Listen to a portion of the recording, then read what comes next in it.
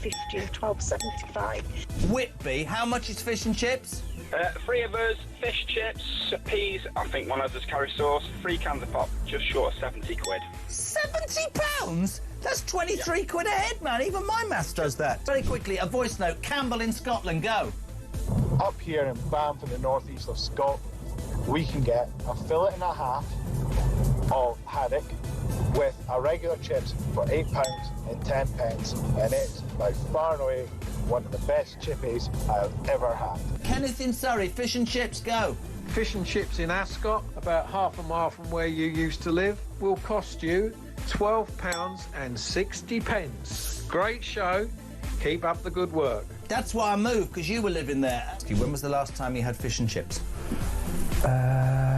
Couple of weeks. Couple of weeks How ago. much? Where'd you get it from? I think it was about 40 quid. It was in the Ivy. Honestly, you really are. For any of you who think he's a man of the people, I nearly said you're a... Give me a ring.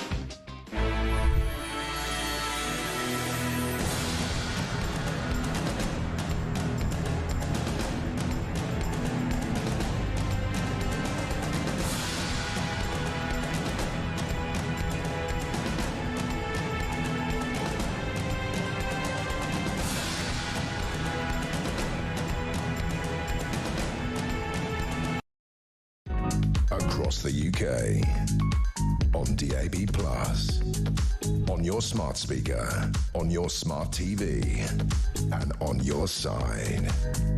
This is Talk.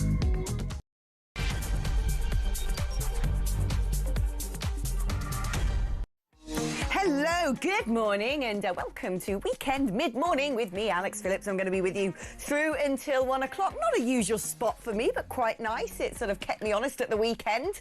Went out of one of my bezzers last night for a few tipples, and certainly didn't have too many because I knew I had to get up and present. So very disciplined was I. But anyway, there is a lot going on today. There's been a lot going on all week, hasn't there? Do you know what? You know, as a newly baptised Christian, but who has been reading God's own book for quite a number of years, you tend to find that things in the New Testament are hinted at by the Old Testament. And I was kind of thinking this morning about the weirdness of when I was on air on Thursday, you had Zia Youssef resigning from Reform after an argument about Reform policy, which sort of potentially crippled the Doge unit, which he was setting up and responsible for. And then I get home, and a few hours later, you have that big Elon Musk, Donald Trump. It was like basically the same story, but over in America, and like everything America, done supersized. Anyway, there's still so much to talk about both of those stories as the dust settles and we learn a bit more and look ahead to what happens next. And I think the most astonishing story of the day is that I'm a terrorist. That's right. Yeah, you heard that. I am a terrorist.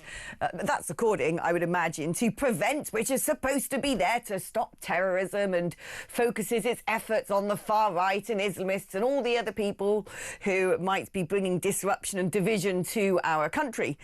But part of their sort of identification of what makes problematic terrorism thinking is a conviction that Western culture is under threat from mass migration and a lack of integration by certain ethnic and cultural groups. That's exactly what I believe. I think that our domestic culture is increasingly being strained by mass migration, and that there's been a lack of integration by certain ethnic and cultural groups. So when am I going to be dragged off for my, I don't know, my brainwashing or my sort of correction, my conversion therapy? Because, you know, apparently Prevent failed to stop Axel Rudakubana. So here I am, I'm going to put myself forward, come and get me. Because I believe that our own culture is under threat from mass migration and that certain ethnic and cultural groups are not fully integrating. Prosecute me, why don't you? I mean, I just can't get my head around this. Anyway, we're going to be talking about that and all the other news stories that are knocking about this weekend. And I'm pleased to say I'm joined by the wonderful Rosie Duffield, MP, who is now an independent, but of course formerly Labour after, well, I think it's sort of typified at the argument over trans rights and biological sex and all the rest of it. One of the things, was there a litany? Yeah, I mean, things like winter fuel allowance, the things that I'd stood against, you know, as a Labour MP candidate, and suddenly all of these things came out of the woodwork that we hadn't stood for, didn't agree with. MPs weren't consulted, and I just felt that they were not my values. How is it being homeless? Is it sort of emancipating? Is it slightly weird? It's weird. It took a while to get used to it, but actually it's really freeing. I can vote per issue rather than per party, and that allows me to be a lot more nuanced. I can talk to my constituents about what they really believe and vote according to that, rather than what I'm told to do by the whips of a particular party, and it's great. And you're not tempted to sort of join another outfit? You're now just a Rosie Duffield Incorporated? I'm just on my own, and there's lots of independence, and I think that's probably the model going forward. I think a lot of Labour MPs are very dissatisfied. Oh, really? Very unhappy. You think some people might voluntarily leave the party to become independent? I mean, it's going so badly for the new Labour government that is a potential thing that might happen, yeah. I think you were treated appallingly. I don't know whether you would be bold enough to say so yourself, but you were treated appallingly. My impression was that you were bullied, particularly by men, that there were threats made against your life, that you have been extremely courageous at being one of the vanguards in standing up for women and single-sex spaces, which must have been incredibly difficult, particularly for a woman on the left, because the left seemed to be the bastion of that sort of progressive ideology. How was it? I mean, how did you keep your pecker up during those weeks and months? I had a lot of really well-known women kind of on my side, and men actually, people like Graham Linehan and other people who've been outspoken. And you just have to look at what your constituents are saying. And most constituents, privately and quietly, said to me that they backed me up, that they didn't want their daughter going into changing rooms with male-bodied people and things like that. And I knew the majority of the country, most of your viewers and listeners, would agree with that stance. And it's worth fighting for things that you believe to, if not know, to be so important. It's like the safety of women and girls is just, it should never be And it's our job to protect those vulnerable people. I don't want, you know, young girls going into changing rooms and bathrooms where they feel threatened or frightened. I think it's really important for people like me with a privileged position to stand up for those who don't have that and don't have a voice. I hate to throw a curveball at you, but it has been a bit of a chit-chat over the course of the last couple of days, given what happened in Reform with Zia Youssef. But do you have any particular opinions on whether or not there needs to be a national debate on the burqa?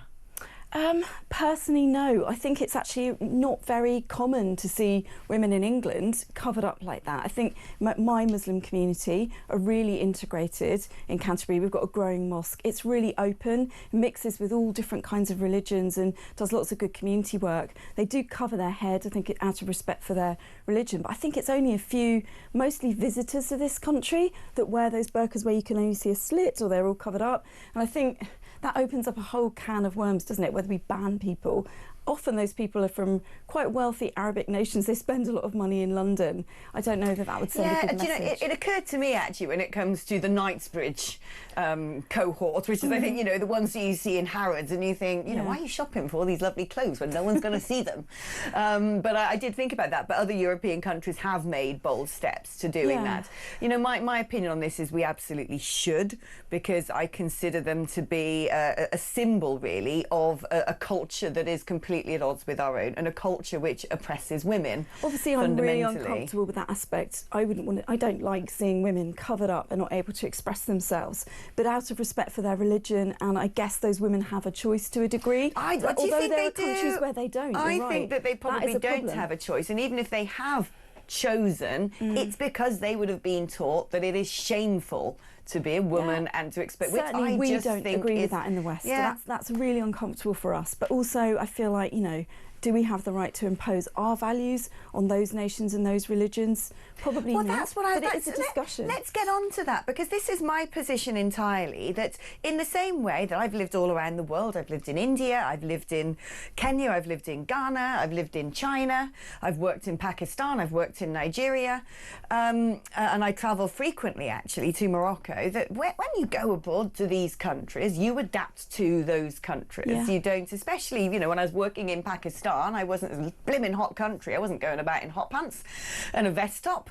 And in the same way that I would not expect when I'm in Morocco for, you know, the King of Morocco to go, do you know what? We need to make sure that there can be Christian faith schools, and we need to make sure that when Christians are here, they can have their church bells and this, that and the other. I've never really understood this idea that we have to make all religions equal when we've got a state religion. And particularly when it comes to things like the burqa, for me, it is a thin end of a wedge. It is permitting something in your own country that is an imported culture that is inherently at odds with our own, and essentially saying to the community who want to import that culture, go on, crack on with it. Whereas I personally think we need to be far more robust and say, look, practice your religion privately. Yeah. If you are an adherent to a different religion, that is fine. Worship, believe in it. We're never going to intrude upon your private beliefs. I totally get your point of view. If you're bringing in something which essentially is a sort of symbol and a very explicit, and I often think a very deliberately explicit symbol of this is what I believe, this is the level of belief which I'm going to uphold. And there's always a debate about whether the burqa and the niqab actually do represent things written in the Quran. I am no expert at Islam, but a lot, there are various Muslim countries that have banned it on security grounds as well. And I am one of these people that thinks we are a fundamentally Christian country, even if congregation numbers have been going down. I think they're going up again at the moment. But we are, and it's a state religion that underpins our democratic system, that underpins our cultural mores, and that deserves to be protected. And it doesn't have to be a level playing field, that all religions are equal. I personally believe that you can say we're a Christian country and these are fundamental beliefs. This is the glue that holds us together. If you come to live here, be part of it. I think but apparently that makes me a terrorist. But no, I mean, that's obviously ridiculous, the fact that you want to talk about it. And from a women's rights point of view, of course, it is really problematic seeing women completely covered up and, walking behind their husbands. That's really uncomfortable. Or enforced marriages, or polygamy, all of those things are things that feminists talk about. But at the same time, I think we have to be respectful of those people's cultures. And I guess, if they're sort of second, third, fourth generation, they're less likely to be quite as kind of purist towards their own religion. Actually, the statistics bear out something quite different. In fact, when people first came over from the Commonwealth, they tended to come with a belief in wanting to be part of Britain. They were more likely to have afternoon tea and a picture of the Queen on the wall. And what's actually happened with each passing generation is the children and grandchildren of migrants have become more devout, far more antagonistic against the native culture of Britain. What we often forget, though, is that those people have been forced out of their own country. They're not necessarily here because they want to be. If they're from a war-torn nation, or where their own rights to even practice their own religion are undermined, particularly Christians that come over to this country. And I think we need to rub alongside each other as much as we can. This is where I think that our migration policy has been a bit wonky, because I haven't seen us making an exerted effort to make sure that Christians being persecuted in northern Nigeria, in Syria, in Afghanistan, in Iraq, I've not seen us make an effort to say we want Christian refugees. There are MPs who lead groups who make that quite a mission. People like Jim Shannon is always talking about persecution of Christians in other countries. I think we are aware of that.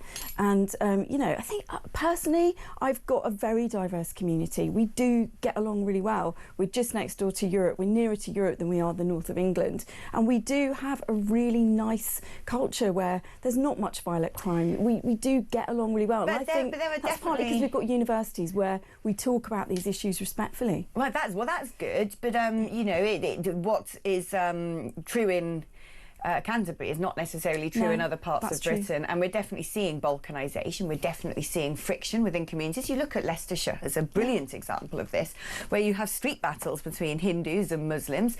There are over 150 Sharia courts now in the United Kingdom. Where there are honour killings, there are child marriages. There's still a lot of FGM going on, only one prosecution, despite gazillions My of committee, reports. the Women's and Equalities Committee, are talking about FGM at the moment and how we need to have those honest conversations, and we need to give those communities the kind of way of escaping that pressure and getting out of those things. And these are conversations we need to keep having until everybody feels safe. But can we have these conversations if the Prevent programme has decided that concern about mass migration is terrorist ideology that requires intervention? That's obviously slightly over the top. It's astonishing. There's been a lot of criticism of Prevent over recent years, which has suggested that in the idea of equity and parity and political correctness, correctness, that it's had to balance its resources between investigating Islamism and investigating hard rightism or far rightism, when what was largely exposed after the Southport riots is the idea of there being much of a far right in the UK is fantastical. There might be a few oddballs who have very unsavoury viewpoints, and certainly there are prosecutions that indicate such. But there shouldn't, I cannot see any reason why Prevent should be so obsessively focused with what to me is the fallout of government policy that nobody's voted for, not Labour government, both Labour and Conservative, for decades now, that nobody's voted for, which is mass immigration, and what that means to communities and what that means to societies. We've only ever been able to have the conversation about the necessity to bring in lots of other people for the economy. And I think there's still a debate to be had over whether increasing GDP is the same as increasing GDP per capita when it comes to the economic benefits of mass migration. But for so long, we've not been able to have any sort of honest conversation. I think about... you're right. I think if you want a conversation about migration, you shouldn't be labelled a terrorist or far right, because I know completely ordinary, normal people, Labour voters included, who think that it has got out of hand now. You know, obviously in Kent, we're seeing the boats arrive on a daily basis, and we don't have the resources to look after all of those people. It's a real worry. I've got lots of charities helping to rescue those people. I've got friends who volunteer for the RNLI in Brighton and Dover, who go out and literally rescue people from boats. I think we've got to have a balance between what we can afford as a country for, you know, people on benefits who've been here for decades and people who come in, and how will those people get jobs. But the majority of people that I speak to via the charities I work with in Kent want to work desperately. They just want a chance to integrate in British life. I think there's those people, and then there's people that, you know, maybe come over without having any plans, don't know what they're going to do, and we've got to help them. And I think it's absolutely okay for British people to be concerned about that. Why do we have to help people who have essentially broken into the country? Because very often they've passed through various other European countries where they could have claimed asylum.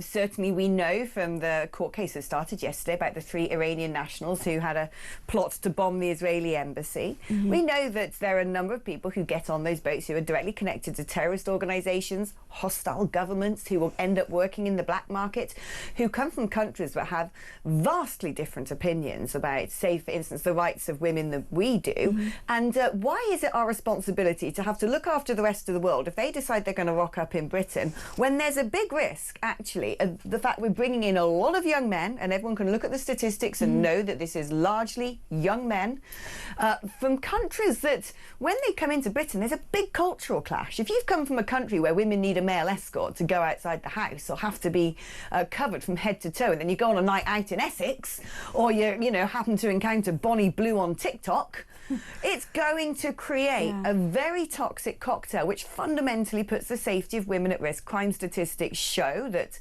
foreign nationals are more likely to be committing sexual offences. Certainly where I live in London, the rate of harassment is horrific. I have to think what I'm wearing when I leave the house. One of the things that I do as part of working with the charities in Kent who look after asylum seekers and refugees is I get involved with a lot of young unaccompanied men arrive at those asylum centres, and they're sometimes there for sort of 7 days or 10 days. One of the things they take really seriously is talking about British values. They talk about women's rights. I've visited those centres where men will talk to them, you know, sometimes in their own language. They get taught English, and they get taught about what's acceptable in Britain and what isn't. And I don't think people necessarily know that that happens, that refugee charities do take part in that kind of work. But is that enough to sort of sit down and say to these people, you know, by the way, when you come to Britain, women don't have to cover up and you can't go and harass them or follow them down the street? Is that going to be enough to work to reverse 20 years of religious indoctrination or societal, you know, upbringing? I think if those people are escaping those regimes like the Taliban, they obviously don't agree with those regimes anyway.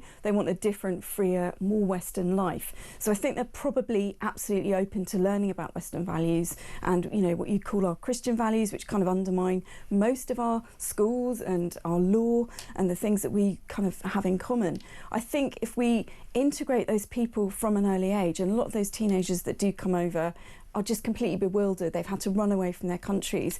I think the conversation is always about, you know, the kind of people that come over, but actually when you get to speak to them, if you get to talk to and interact with those young men, they're just frightened people who want to make a new life for themselves. Often they have family here, or they want to contribute and they want to work. I think it's really easy to label people, just like we label people that have worries about immigration as far right, you know, Tommy Robinson. We need to have those conversations with each other. You know, I don't want to sound like a sort of kumbaya hippie here, but we do need to have those conversations where we're dispelling some of the myths. Not everyone that comes over is going to be a terrorist, and not everyone that doesn't like immigration is going to be Tommy Robinson. I think British people, on the whole, are sensible, kind, welcoming, and understand that some of those people have fled from absolute horror. The Taliban is imposing untold horror, particularly for girls in the Hazara community, which I work with quite a lot in Canterbury. But they're girls that want education and they're tortured. This is what I worry about. We're not getting the girls. You know, what you would expect when you look at countries like Syria, Afghanistan, is it's the women and the girls who need to get out and come somewhere where they can be protected. But we're getting the men who are of the cohort, I'm sorry, I think it's often easier for them to escape because, I mean, look at the harrowing journey they have to come through. I mean, people like me and Joanna Cherry in the last Parliament, and a lot of the SNP MPs were arguing for what we call safe routes, and family reunion. And if you get those safe routes and they're legitimised by the government, I think we could control the numbers, because we would then have already had to make the case for them coming over, link them to their families. They're not just jumping on a boat. And also we could get more women out because they're not doing the dangerous journey. Why is it our responsibility? Why is it Britain who has to become... everyone's responsibility, because it could be us. You never know. You know, every one of us is vulnerable to having a terrible government. I'm pretty sure if it was us and Russia decided to park its tanks on our lawn, I can't see Afghanistan or Syria suddenly going, hey, come over here, we'll give you a five-star hotel and some nice food. But other countries in Europe, I mean, I think we can all do our bit, so long as it's equal. We're a small island and we are under pressure at the moment. Our resources are under pressure. I always think that there's very wealthy Gulf states in the region that could do their bit, and I honestly think we need to redouble our efforts on saying this cannot constantly be our responsibility. We've got to take a break now, Rose. We're having such interesting conversation. We've not even got halfway through the list yet. Have you got any thoughts on what we have been discussing? 0344 499 1000 is the number to call if you would like to throw in your two-bit. You can also use that number to send me a WhatsApp message or leave me a voice note. 87222 is the number to text me. Remember, if you're going to do that, you've got to write talk before you send your message. We're on X at talkTV, and we're back after this.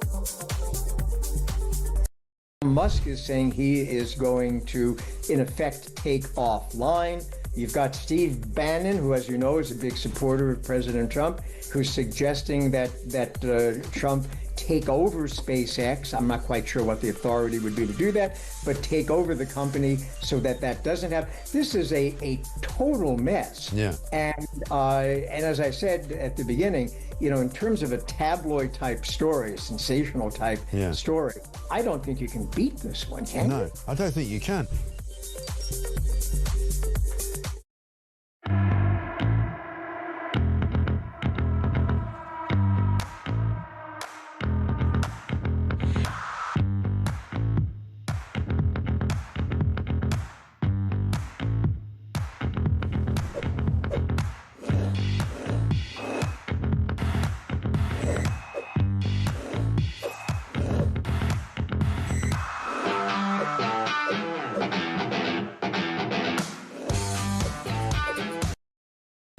Across the UK, on DAB+, on your smart speaker, on your smart TV, and on your side. This is Talk. Well, good morning, welcome back. We're very much lacking testosterone this morning, aren't we? Because I've had the wonderful Rosie Duffield, who's a huge advocate of women's rights, with me. And now look, my sort of bust-up panel, my pugilist for today, equally two women. We've got Remy Ibrahim and we've got Stella. I haven't practiced your name for ages. Thank you. Just you know, I remember we did this back when we were down in the studios downstairs on talkTV, and every time we came on, I was just like, just say your own name, would you? Just, you know, don't challenge me too much. Yeah. Right, we're going to be having, well, hopefully having some spicy conversation, because we might not have much testosterone in this room, but we certainly have big balls. So let us go talking about. Well, actually, no, let's not use that as a segue. So apparently, Nigel Farage is going to seek a less powerful chairman. This is after the shock resignation of Zia Youssef. There's been a lot of eyebrow raising about the nature of relationships within Reform UK, given that there was Rupert Lowgate and now Zia Youssef, the chairman, has departed. Not very clear why. People are saying, well, he worked 18 hours a day unpaid and he'd had enough, especially because of all the trolling online. There might have been disagreements over the direction of travel of the party ideologically, that perhaps he sort of fell out with some people internally because of his style. I mean, I suppose the only people who will ever really know what went on will be Zia Youssef and why he chose to resign. I was going to say, you know all the inside scoop as well. I know a lot of stuff, Reem, but, you know, there are things I know, like my home address and postcode, that I'm not going to be giving the audience today. So, you know, there are times in which, like, in the same way that I can't say beep, beep, beep, beep, beep, beep, beep, because Ofcom would take me off air, there are other things that I will not disclose. But here we go. I mean, you know, is this understandable? Because, Stella, Zia Youssef is a young, self-made man, lots of money, wanted to get involved in politics, hadn't been in politics before, so perhaps didn't realise quite how brutal it is, suddenly being cast as a public figure, and people sort of going on the attack. And I saw some of the things that were said about him online. It was disgusting. It was vile. You can understand, perhaps, why a 38-year-old businessman suddenly says that working 18 hours a day unpaid when I'm getting all of this kickback isn't a good use of my time. I mean, I'm obviously, as a supporter of the Labour Party, I'm rubbing my hands in glee, seeing important figures from the Reform Party abandoning SIP when the things get hard. Look,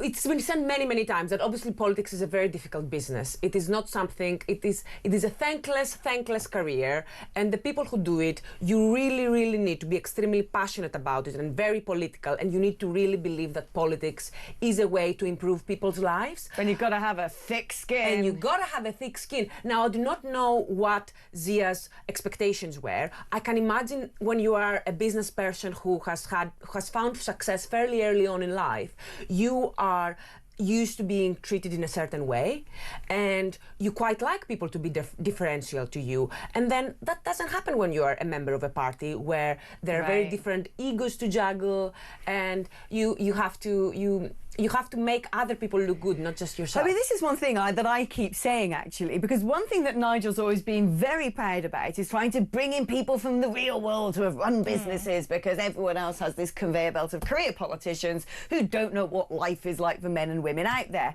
And yet, I think, actually, I think Stella's right on this, because when you have a system where you've got the conveyor belt of, you start off as doing an internship, and then you might be working for an MP, you might become a SPAD, a local councillor, you stand in seats that you're never going to win to show your duty and your diligence to the party, and then finally, after all of that, you get rewarded with a winnable seat after you've tugged your forelock, curtsied 1,000 times, pledged your allegiance, and have and all the dirt on you. Give them in your some kidneys, sort of, give them your liver, and all the dirt all on of you it. is in a filing cabinet in the headquarters.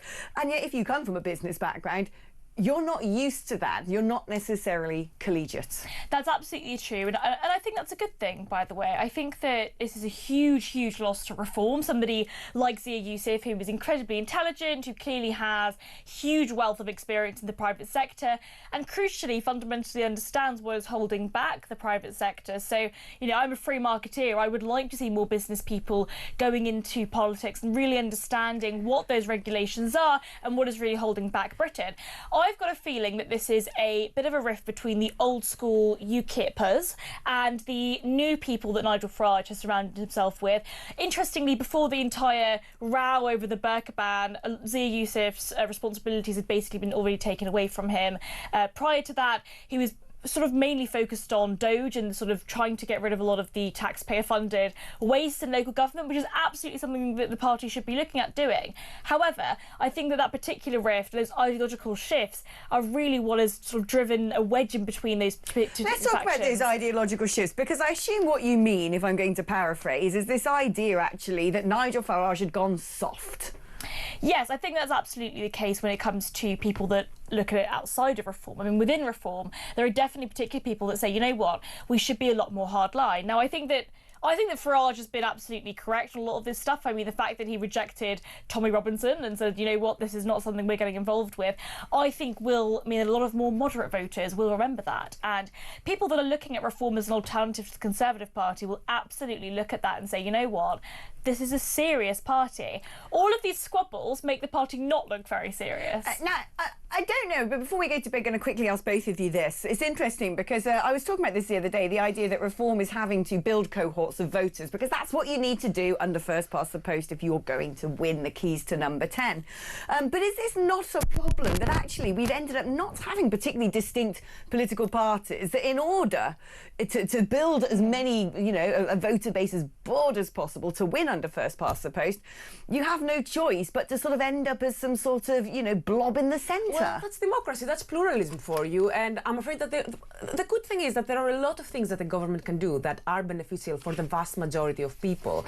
And the thing I always find very frustrating is when you have specific cohorts of voters, for example, homeowners who will try to preserve their interests as homeowners, which will mean, for example, less houses being built and house prices going up, when in fact these are also people who will have kids, they will have grandkids, and in the end this ends up being very, very harmful for their own family. So at the end of the day, look, some things we all benefit. I think even it's if an in the short example. term we can't see that. I think it's an example of democracy actually failing in so many ways. I mean, the fact that NIMBYs you were referencing, those particular political interests can basically capture the political system, is an example of that. The fact that basically, immigration's a perfect example of this. The public, all polling has suggested over the last 20, at the very least 20 years, people have said immigration is far too high. Whether you agree with it or not, that is what the British public have said they wanted. And the government, over time and time again, have failed to deliver on that. Oh, gone in completely the opposite direction. Completely the opposite direction. So whatever your view is of democracy and whatever your view is on immigration, very clearly those two things haven't been aligned with one another. Right, ladies, we've got so much more to... Well, we're not really fighting, are we? So can you, tug each other's hair a bit and, criticise each other's clothes or question each other's taste in men during the advert breaks? We can come back a little bit more spicy than that, right? These people pay my wages, so do be patient and I'll be back just up the other side.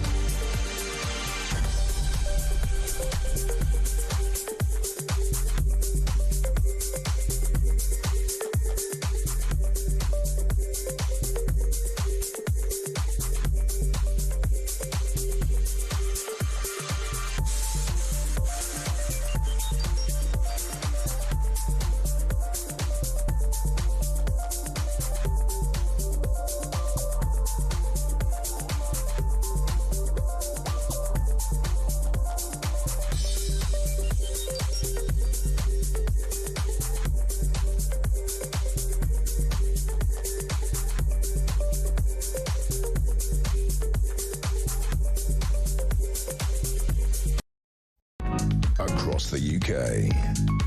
On DAB+, on your smart speaker, on your smart TV, and on your side. This is Talk. Well, hello there. During the advert break, I've set the girls the challenge of doing the Time Saturday quiz, which I have in front of me, hoping it might cause a fallout so we can have a few more fireworks on air, but unfortunately it just hasn't. Well, I'm such a teacher's pet that I'm like, I knew the answer. Yeah, I think you've got false confidence at the moment. You've had a good start. I think this is an example of you guys discriminating against me because I'm foreign. Well, you know, I'm afraid to say a question about optical biometry traverses all cultures. A question about Portuguese. I would imagine as a Greek you probably know more about languages than we do. What is kitchen foil made of? Fine. Do you not have kitchen foil in Greece? Harvey Nichols, though, the Harvey Nichols one, that was very difficult. Well, you know, we haven't even got to the first Harvey Nichols store outside of London opened in which Yorkshire city in 1996? Now, probably Leeds. I would go Leeds, but I don't know. But well, I'm gonna write that down. There we go. Anyway, no longer the advert break. Let's get back to business. I want to talk about this because it's just absolutely crackers. Prevent have come under a lot of attacks over the years for essentially not doing their job as well as they could. Axel Ruder-Cabana being a case in point with devastating consequences. It turns out, though, that, you know, in the world of equity and in the world of political correctness, we've got to sort of create a mythical far right in order to balance out the fact that we're looking into Islamism, a far right that increasingly proves itself not to really exist in any meaningful way in this country. But documentation from the Prevent programme says that concern about mass migration is terrorist ideology. Stella, are you a terrorist? No, I'm not a terrorist, but I think I'm taking issue with this headline by The Telegraph as ever, because it says that its concern over mass migration is terrorist ideology, says Prevent. That's not the case. That's not what they're saying. Clearly, nobody's going to say someone who has opinions. Yes, that is. Yeah, but Western culture is under threat from mass migration and lack of integration by certain ethnic and cultural groups. That is one of the categories. But you can imagine that obviously someone who is just concerned about mass migration is not going to be. Obviously, there are going to be a number of other. So do you think that this means that they're suddenly going to put Nigel Farage on the Prevent list? Obviously not. We need to have some common sense. And I really do think. Are you telling me that there aren't people who have been led to behave in ways that we don't want to accept in our society? For example, rioting outside a mosque, attempting to put fire to a mosque, who will say that they're doing it because of mass migration. I think you're absolutely right to point out the fact that those two things are separate, but this is the exact point. This definition encapsulates basically half the population, probably more than half the population, because more than half the population are concerned about mass migration. Also, when we've looked into the Southport riots, there has been no connection to any sort of organised far right. No, yes, but I'm not talking about. But Prevent is not about organised far right. Prevent is for individuals as well, and you could very well have a lone wolf attack from someone who has been radicalised and for whatever reason believes. Being concerned about mass migration is not radical. It's not, but it's the same. You can say being concerned about the invasion of Iraq is not radical. You can say the same thing. But this being is the exact concerned point. About colonization. This is why these definitions are just so absolutely absurd. To say that basically this kind of definition of terrorism, we're talking about terrorism, and that these particular people encompassing Western culture is under threat from mass migration. This is not a definition of terrorism. This is about looking for signs and the different kind of groups. So are you telling me that when we're talking about threats of terrorism in the UK, apart from Islamist terrorism, are you telling me that there isn't a case to be made that there are people right now who are being radicalized, and for them their excuse is mass migration? Maybe there's an argument that they are being radicalised by government policy on opening borders when they're seeing their communities change. Don't think there is racism? You don't think there are people who are being radicalised by racism online? Is it not just pattern seeking if all the terrorist attacks in Britain have been conducted by Muslim extremists to then say I am concerned about Muslim extremism? Isn't that just pattern seeking rather than actually being a racist? So you are saying that, but very recently there were the two teenagers who were convicted because they murdered an older Asian man while shouting slurs in them. And that is not the first time this has happened in this country. Especially if you look at past decades, you have a lot of racially motivated murders. I'm not sure we do, because I'm not sure we do. Look, I want to ask you about this, because when it comes to these racially motivated murders, what we've often seen actually of racially motivated murders is minorities against other minorities, or indeed with the grooming gangs, it was, and they weren't murders, but it was racially motivated. Well, there's more racism amongst ethnic minorities. But the problem is this, you know, I remember the murder of Stephen Lawrence. Now, that was sort of up in headlines for days and days and days. If we were having multiple racist murders, I would be able to name another name than Stephen Lawrence. No. To be fair, during that period of time, and we're talking about the 90s, 80s, during that period of time, there absolutely were so many more racially motivated attacks. But a lot of that was due to the fact that integration hadn't really occurred amongst those groups. Integration is really the key here. And the fact that these particular groups are being basically taken, and I think this is the problem with this definition, right? If you are concerned by mass migration, you are not a radical, and you are certainly not a terrorist, not terrorist ideology. And that's really the key point here.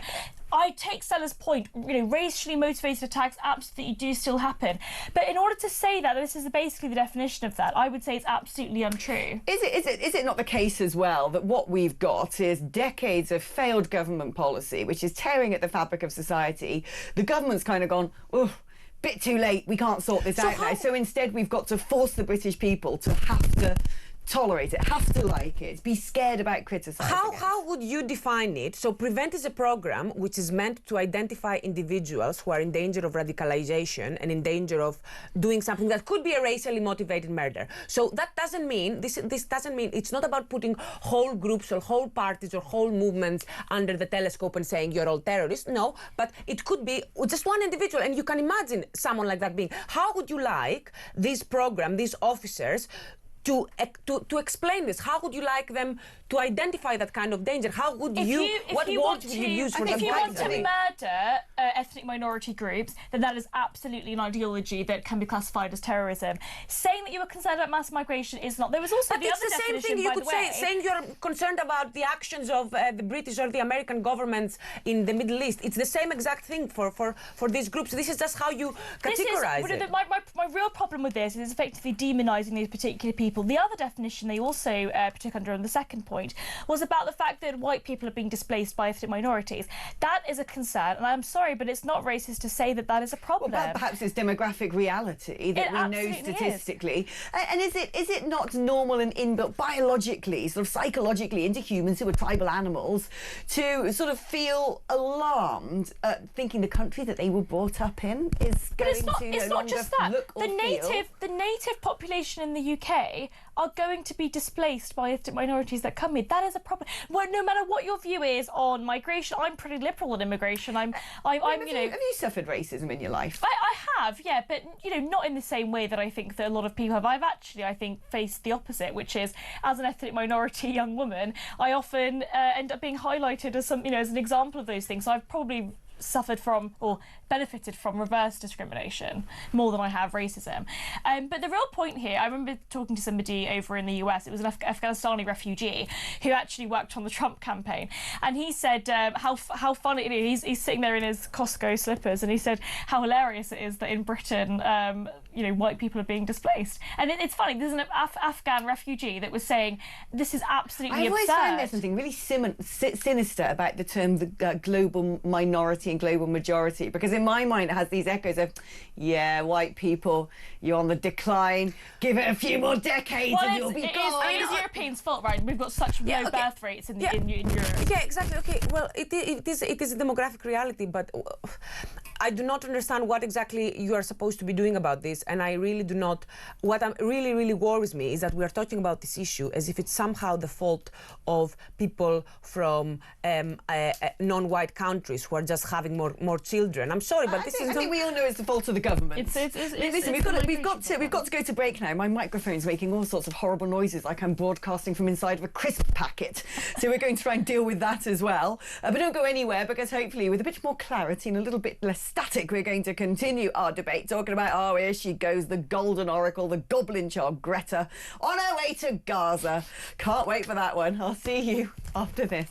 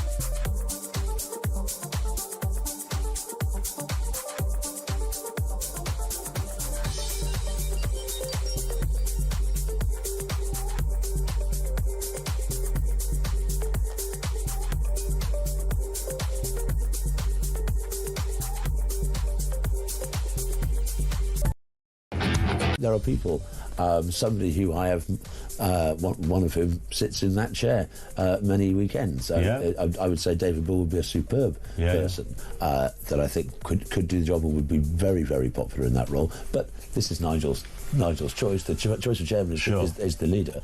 But we're going to be seeing soon, I think, the election for the party board. There's 3 ordinary members, and that continuation of the growth to professionalism and growth to democratisation of the party is ongoing. It hasn't finished.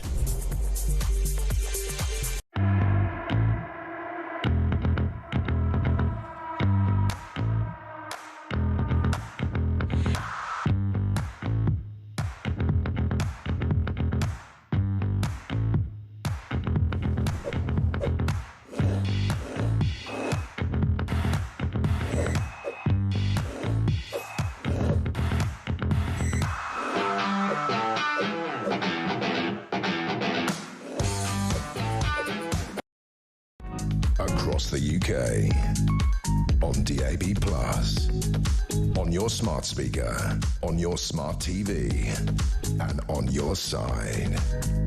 This is Talk. Well, you know, I'm a big fan of Greek mythology. Stella will be pleased to know. And once upon a time, there was the fable of Helen, the most beautiful woman in all of Greece. The face that launched 1,000 ships, because, of course, she made off with Paris. And Menelaus and Agamemnon weren't particularly pleased about this. They decided to go and completely decimate Troy with all the other Greeks. Now, in terms of faces that launch 1,000 ships, there's certainly one grim little face which has launched one, which is Greta, who's not off to Troy in a Trojan horse, but indeed is due to arrive in Gaza. Why? What are you, Greta, mate? Like, you know, this is just mental, isn't it, Stella? No, it's not. I mean, okay, yeah, low-key it is mental, but I really like what Greta is doing, more generally.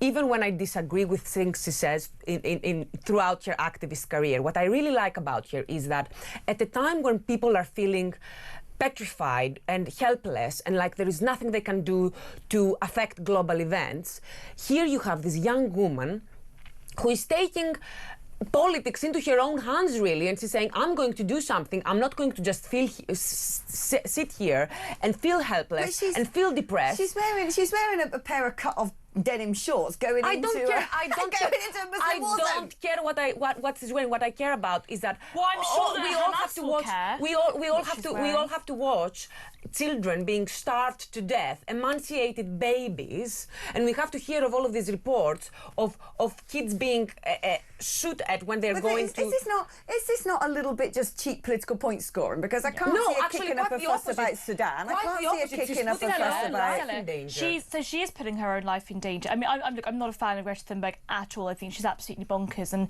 a lot of what she advocates for, especially with regard to net zero, will absolutely make the world poorer. However, looking at this particular thing, I just think she's mental. And I do think this is political point scoring. There's effectively this young woman saying, "Look at me, guys! I'm over in Gaza, and I'm going to give all these people aid." I mean, I honestly kind of worry for her safety, in particular. Right. I think Stella's right to say, look, you know, what's happening in Gaza is absolutely awful, and it's a humanitarian crisis. That being said, the solution is not some young woman who, quite frankly, has absolutely no idea what's going on. Is it not that sort of vigilantism is very dangerous, and it cheapens the argument? You know what the vigilantism is? Vigilantism is trying to exterminate 2 million people because of the actions of a handful of them who are bullying their entire population. So Israel trying to exterminate all the Palestinians, that is vigilantism, and ethnically cleansing Gaza, that is vigilantism. And I'm perfectly okay. How is Greta helping the situation? Is she not just She's inspiring us, and she's putting our government. I don't feel inspired by Greta Thunberg. She's putting our government to shame for allowing these kids to starve to Is death. it not potentially a bit like sort of poverty tourism when people go and dig wells in Africa to take photos with the orphans and they don't actually care? Absolutely not. And then what matters to Greta is Greta. I'd also love to know what the carbon footprint is of her travels over to Gaza. So she's literally going on a ship, she's literally travelling everyone with trains and things like that. You know what? Honestly, you would much rather have Greta posting on Twitter and just posing selfies with AOC or whoever else than doing something that's actually meaningful. And this is why people are so angry at her, because Greta is putting her own life on the line to expose the hypocrisy of the world. If somebody believes that actually the boats crossing the channel are a terrible thing because people have been trafficked, because terrorist organisations are reaping the rewards, that further down the line, at the genesis of where people depart on mass exoduses, the channel and turn the boats around. But yes, would you say that the same vigilantism, heroic, that is inspiring. the sailors coming from Eastbourne Greta is going to give turn those boats around. Greta is bringing food and medicine to starving people. What is the equivalent action that you're suggesting that they would be doing what happens to address the boat crisis? What happens if Greta turns up on the shores of, Gaza, isn't particularly recognised, is there as a sort of young white woman and gets a bullet between the eyes? What then? If Israel kills her, then Israel... it might not be Israel, because there's another side of this battle who have got weapons. And also, and you'll probably agree with us, I mean, Hamas have every incentive for their own people to die. I mean, they want the numbers higher. They are a terrorist organisation. She could be a target. She could be cynically taken out and then blame it on This is an imaginary scenario where... it could happen. It could also happen that Israel... Well, we're all in agreement that she's going into a war zone and that she is risking her life. And she's risking her life to bring food to children. This is really admirable. I wouldn't say it's... I mean, look, I would say, actually, you know what? The fact that a young person is going out there and trying to help people is admirable. However, it does have, and I think that Alex made this point very eloquently, it does have the kind of aura of somebody that's going over to Africa and taking selfies. No, it is agency. What it is agency. But it's a trendy war. It's a trendy war. Why is she not talking about a trendy war? Trendy war, really trendy war. It is a trendy war when we have to watch thousands of little babies. But what about Sudan then? What about Sudan? What's the displacement level of Sudan? How many people are no longer in their homes? And how many people have been murdered there? So how come you don't know the statistics for that? No, but it is Israel who we're selling our weapons to, and this is who's selling the weapons in Sudan to the RSF then? It is. See, not a trendy war. No one cares. I will say the issue in Gaza is absolutely horrendous and is absolutely a humanitarian crisis. But there are humanitarian crises absolutely everywhere, and this is particularly politically pernicious. People love talking about this. People love the fact that if you defend the Palestinians more than anywhere else, I mean, literally, the Uyghur Muslims in China don't matter. Any other conflict across the world doesn't matter. Absolutely, they do matter. Absolutely, they do matter. What is happening right now is that firstly, it is an extremely acute situation, and I completely disagree with you that whenever there is a crisis anywhere else, the world doesn't care. We absolutely do care. People care way more. Because the problem with Israel is that we have a part in this a lot more than in other places. And as I said, people do care. This is an ongoing war. We want to know what's going to happen right now. Are we going to allow... There's also a question. If what happened on October 7th happened in the UK, we would drop a nuclear bomb. We would not be doing what Israel is doing. People saying that it's disgusting and horrible, but this is war. If it happened here, we would drop a nuclear bomb on those Israel people. is doing is further destabilizing the region. It's creating millions of refugees, which the rest of us are going to have to find something to do with them, because what are all of these people going to do? But there's the point. The surrounding Arab nations don't want those people. The Arab nations absolutely do criticize the Arab nations all around. I agree with you. It is despicable that they're not doing more to help them. Is it not the case that for too long now, countries such as Iran, it's pleased them to have an ongoing crisis in Gaza in order to constantly create more instability? It's disgusting. And also that it has become the poster child, and has been for decades now, for Islamist organisations to attack the West. And are we not essentially, when we're talking about this obsessively and not talking about Sudan and not talking about other equally horrific conflicts, are we not playing into the hands of the very people who are deliberately creating this tragedy in order to provoke outrage? No, because kids are still dying, babies are still dying. This is a reality. I absolutely agree with you. But Alex's point is that isn't unique to Gaza. That is happening in many other countries. No, it's not unique to Gaza. It's what's happening in Gaza right now is not happening anywhere else, where we have at least we don't have the relationship with China that we have with Israel, for example. No, but the very point here, Stella, is that it's just, nobody's saying it isn't disgusting and horrible. It is disgusting and horrible, but it is politically more popular to go over and support Palestinians than it would be the Sudanese. Although no, it would be I don't think the so. Or the Eritreans. The same thing is not happening. It's not happening. What's happening in Gaza right now? But we don't know what's going on in Gaza. And actually, when you look at what's going on in Sudan, I'd say it's actually more grotesque and more gruesome and affecting far greater numbers of people. Listen, ladies, hey, we got round to it now. Kiss and make up. Have a cuddle, please. There we go. Oh, it all ended nicely. If only Elon and Donald could take a leaf out of our books. Thank you so much for making that such a passionate debate at the end. Gaza always gets people going, doesn't it? It really does. It's been wonderful having you. Thank you to Stella Santakadu. Well done. Oh, did I almost get there? Yes. Boom. Yeah. And Tareem Ibrahim. And thank you to you. If you had to turn the volume down, I'm sorry. But at least we managed to sort out the Chris Packet microphone, I think. Right, I'm going to be taking a short break now, but don't go anywhere because there's still 2 more hours of news and views coming up.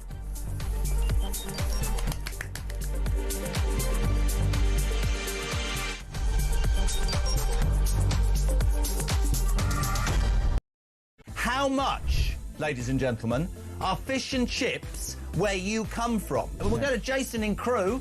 Jason from Crewe, fish, chips and peas, £7.50. It's the best chippy in England. Janice in Leeds, go. Regarding fish and chips in Leeds, it's between £9.50 and £12.75. Whitby, how much is fish and chips?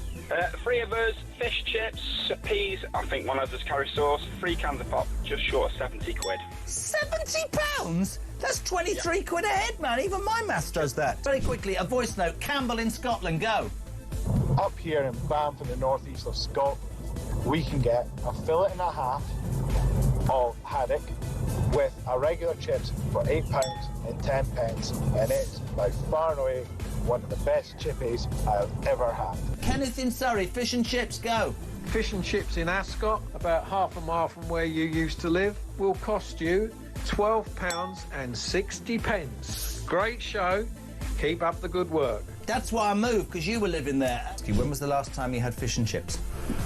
A couple of weeks ago. How much? Where'd you get it from? I think it was about 40 quid because it was in the Ivy.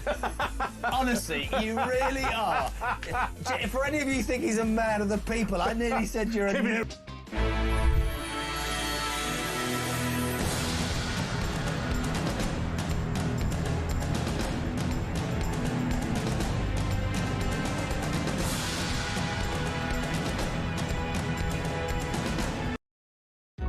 Across the UK, on DAB+, on your smart speaker, on your smart TV, and on your side. This is Talk.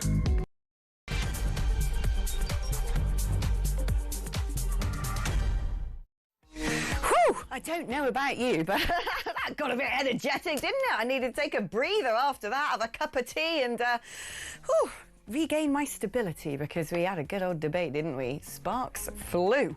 And I think it's actually motivated a lot of you to throw in your thoughts as well. And I'm going to be reading some of your messages soon, after the next advert break, in fact. I want to take your calls as well. So please register this number and dial it to let me know, or let my producers know, that you want to be patched through to the studio. 0344 499 1000. Charged at your normal network rate. The gorgeous Tommy is going to be vetting you and making sure that you're going to be sensible and not get me into trouble. 03444991,000 is also the right number if you want to send me a WhatsApp message or leave me a voice note on WhatsApp. I really like those. Do you know, I was on my show yesterday, I kept begging for voice notes, and it's just really humiliating when I just didn't get to play any out. I mean, don't leave a girl hanging. You know, when I'm asking really nicely, and I thought you were my mates. I thought you liked me. Oh, well, let's see if people do better today. 8722 is the number if you want to send me a text message. If you're going to do that, you've got to write the word talk before you send your message. That way, it doesn't get lost, scrambled within military telecommunications and Starlinks, all the conflict going on in the world. No, it manages to slide gracefully into the studio without any ado. Talking about sliding gracefully away from things, well, Zia Youssef, he's gone, hasn't he? Chairman of Reform UK, with just a form of words on X, and then back into the world of fintech, or whatever it is he was up to. But it has raised certain questions. It's raised questions about the integrity of the party and whether or not they're able, even as such a small entity, to just rub along and stride forwards together in harmony. I mean, politics rarely has harmony, but I think Reform's had its fair share of disquiet of late.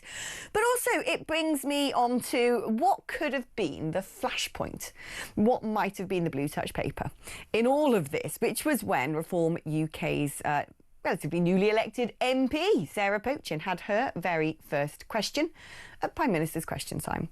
And she used it as an opportunity to raise whether or not, ask the Prime Minister whether or not he would look into banning the burqa on security grounds. And Zia Youssef came out straight away and said, well, this is a dumb thing to ask when it's not even going to be our own party's policy. And people in Reform were like, what?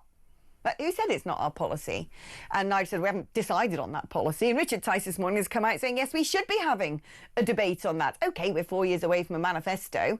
But it seemed to have been the sort of the final straw, let's say, in a relationship that might have been frayed anyway. Should we be having that debate? Let's speak now to former chairman of the Conservative Muslim Forum, Mohammed Amin. Mohammed, thank you so much for coming on the programme. The burqa debate, to be or not to be, that is the question. Good morning, Alex.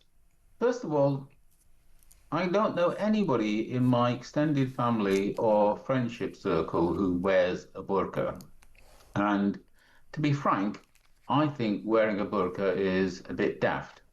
However, if people think that their religious beliefs requires them to wear it, a view that I don't share, I don't see any reason for banning wearing a burqa apart from those circumstances where it's already banned. If you go into a bank, the bank is entitled to not serve you unless you remove your sort of face covering. If you try to go to 10 Downing Street, you're going to be searched. But if you're walking around on the street, I don't see any reason for banning the burqa. Is it, you said that, you don't know anybody from your friends or your family who wear a burqa. Is that because I assume that you and your kith and kin are in no way attracted to the more extreme elements of Islam? And is the problem not that actually that is largely what the burqa represents? Views about religions vary, regardless of whether you're talking about Islam, Judaism or Christianity. I know the Jewish community extremely well, and there's an enormous range of the way that people choose to dress, the way that they practice their religion. The same is true in Islam. And I don't see any reason for trying to ban people from who believe that their religious beliefs requires them to be covered up from covering up, except when there are legitimate security reasons. OK, but if people say that this is a form of oppression against women, and it's been interesting, Kelly J. Keane, who's a sort of great women's rights activist, has been playing out testimonials from women who wear the burqa, saying we're forced to, we wish we didn't have to. So if you're going to sort of extend that reasoning beyond, you'd say, well, you know, if people in their religion think it's OK for honour killings, or if people in their religion think it's necessary to conduct female genital mutilation, or if people in their religion say polygamy is OK, or if people in their religion say that actually marrying someone at the age of 9, a girl at the age of 9 is perfectly OK, then I might find it daft, my family wouldn't do it, but that's up to them.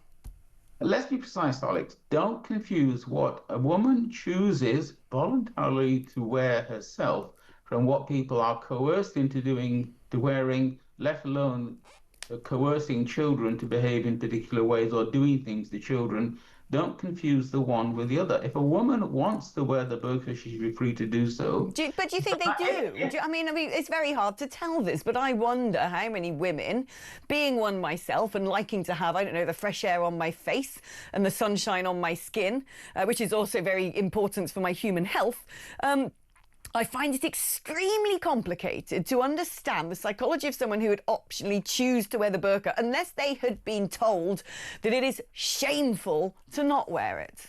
I suggest you go and talk to some women who do choose to wear the burqa. When Boris Johnson wrote his infamous Telegraph article about the burqa and niqab back in 2018, I think it was, there was an endless string of women going on television to explain why they personally choose to wear it. One assumes the ones who wear it and don't like wearing it probably wouldn't have the confidence to go on television and say, we hate this thing, because they'd probably be worried about the consequences. Well, let's see if we can agree on something. Can we both agree that it's totally wrong for men to force women to wear a burqa, and that should be criminalised? If you, I have no problem with having a crime which says trying to force somebody else to wear a burqa is a crime. So put that to one side. We should be talking about the people who want to wear a burqa of their own free will. Why should they be prohibited? Is there not a question here? And it's sort of, maybe it's because the burqa is symbolic of a larger debate, which is the debate over integration. It's the debate over multiculturalism, and whether or not we can technically still hold together societal cohesion without there being cultural glue, with there being balkanised communities who adhere to different religions and different practices, different customs, and as a result fail to mix like oil and water. Well, the British government has an official list of British values which is set out in contracts for schools and academies, for example, and we can both agree that that is incredibly desirable. We need to have shared values in a society. Having shared values in a society such as democracy, freedom, the rule of law, mutual respect, that's got nothing to do with the idea that we should all practice the same religion, which is what you seem to be implying. No, I'm not implying that we all practice the same religion. I am saying that we do have a state's religion of this country, which is Christianity, which I'd like to see upheld, and I have concerns in the same way that if you went to a majority Muslim country or majority Hindu country, you would find actually that they would also have rules in place about how much they allow outside cultures and outside influences to take root and operate unilaterally on their shores. And my concern here is one of integration, and it is the fact that actually it is communities who are less likely to integrate into British values and the British way of life who wish their women to wear the burqa. Look, we've already agreed that nobody should be forced to wear a burqa. But if people want to wear a burqa, I don't see what's wrong with that. You mentioned Christianity. I don't know a single senior religious leader like the Archbishop of Canterbury or the head of the Roman Catholic Church in the UK calling for a burqa ban. Well, no, but I don't think that's necessarily their job to do that, is it? Their job is to preach the Bible. But we do have a problem in this country, increasingly, of a growing sense of people very concerned about the demographic changes happening, particularly with the growth of Islam. Sectarian voting blocs are based on pro-Gaza, pro-Palestine candidates. What do we need to do? As someone who is former chairman of the Conservative Muslim Forum, what on earth can we do to bring these two communities together to make sure that the Muslim community is fully integrated with the native population and that there is no no suspicion, that there is no fear, that we can all rub along quite happily with our private religions, but a shared cultural experience? Well, first of all, I suggest getting to know more Muslims. The reality is that Britain is the most successful country in Europe when it comes to integration. Every year we have more Muslim millionaires, more Muslims who are partners in major law firms, accounting firms, more Muslim members of parliament. Britain is a massive success story in integration, which some people, for peculiar reasons, don't seem to want to accept. But we've had massive failures in integration. And before you say get to know more Muslims, I've lived in Ghana in the Muslim district of Accra called Dakuman. I lived in India. I've lived in China. You don't find many Muslims there, to be fair. Lived in Kenya, where you've got a huge Somalian population and many practicing Muslims. I'm a regular visitor over in Morocco. So I've actually got an English version of the Quran. So this isn't about me not knowing Muslims and therefore being some sort of xenophobe. This is about me looking at the state of this nation, listening to what other people are saying, who have very deep concerns about balkanized communities and a lack of integration and cultural practices that they regard as a threat to Western values. And I don't understand that no one seems to have come up with the recipe for how we bring these people together. What we keep hearing actually is the native-born population have to be increasingly tolerant of people who want to conduct their life in a very, very different way. That we've just got to say, that's fine, let people get on with it, live and let live. Well, I've lived in Britain for 72 years, and there have always been a few people who complain about immigrants and complain that they're alien and not integrating. They've been saying that for 72 years. They'll be saying it for another 172 years. It's not a few people, though, is it? It's the majority of the population now. Integrated. It is not a majority of the population saying we're not integrated. Britain is a great success story in integration. It's a vast number of people hold those views. It's very clear when you look at the political parties, not just in the United Kingdom, but across Europe, that are having so much success tend to be the ones at the vanguard of this debate. And people are extremely concerned. And I'm still not really hearing any real solutions, because we know you go to places like Leicester, you go to parts of Birmingham, you go to some of the old northern wool towns and the like, and you know what I'm saying. We have got issues of integration. We do have balkanized communities who are practicing, their lives in a very different way. We've got Sharia courts in the UK, which undermines our own domestic legal system. What can we do about this? Every 10 years, the national census shows that immigrant communities are spreading out in this country. Every 10 years, they are more spread out. They are living in less concentrated communities. That's a simple fact, which again, people don't seem to want to accept. Okay, but what can we do? I still haven't heard what it is that we can do to make sure that when there are Muslims who aren't integrated, who follow a sort of stronger tasting version of Islam than perhaps people who are integrated, who don't speak the language, who want Sharia courts, who probably want their women to wear burqas, what can we do to say, come on, you're in Britain now, if you want to live your life like that, then there are countries in the world in which you would be fully at home, like the country that you may have come from, but you're in Britain now, and in Britain we do things differently. We want you to love and appreciate this country. If you're going to live in it, be part of it. Again, let's first of all agree what we mean by integration. Everybody in this country should speak English unless there are very recent arrivals and they're still learning English. Again, I don't know anybody amongst my sort of wider friendship group, etc., who doesn't speak English very well, apart from one elderly cousin she's nearly 80 and she spent her whole life sort of living at home. But apart from real oddities like that... No, there are parts of Leicester. There's parts of Leicester where the majority of the population don't speak any English. I'd like to know more about that. I'm challenging you. I don't accept that. No, it's true. It's true, I can Google it. I mean, I'm on air right now, so I can't sort of exactly sit there, but it is true. There have been reports about this recently in the Daily Mail. There are definitely parts of the United Kingdom where a vast majority of people struggle to speak English.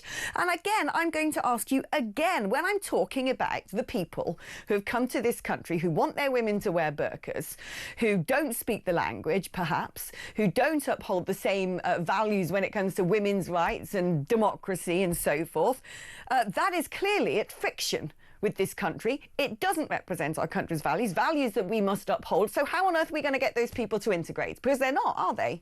When you talk to those same people 10 years later, you'll find they're very different. When you talk to their children, you'll find they're extremely different. But again, this is where everyone anticipated that. Everyone thought when the first wave of migrants came in from Commonwealth countries, the children and the grandchildren and so forth would be far more integrated. Actually, in some respects, the reverse has happened. It has been borne out in societal surveys that actually the children and grandchildren of migrants have a tendency to be far more radical. So it's not working. They may have different ways of practicing Islam. They may be more interested in their religion. They may choose to grow beards. I'm clean shaven. There are lots of Muslims who believe that. But what about again? But my question was. My question was, when you have people who might rather adhere to a more radical form of Islam, whose values do not chime in at all with British values, how can we make them integrate? Or do we just go fine? Hate the West, hate our values, oppress your women, make them wear burqas, have Sharia, that's fine. Nothing to see here. This small group of people get blown out of all proportion. The reality is that very few people behave that way. But there are people who, certainly where I live in London, I see them regularly. There are people that I'm describing that definitely exist in this country. I haven't made it up. It's not some sort of fantasy of Alex's imagination. It exists. My question is, how do we then make those people integrate? And the answer to that is that actually there's an enormous amount that goes on inside Muslim communities, people debating and discussing the right way to be a Muslim in this country. You can't suddenly force people to change their views, but people's views do change over time. The one thing that doesn't work is trying to compel them to behave the way that you want to do. If you want more women to wear the burqa, it's easy, ban it. I guarantee as soon as you ban the burqa, you will have far more women putting on a burqa as an act of protest and defiance. How come other Muslim countries ban the burqa then?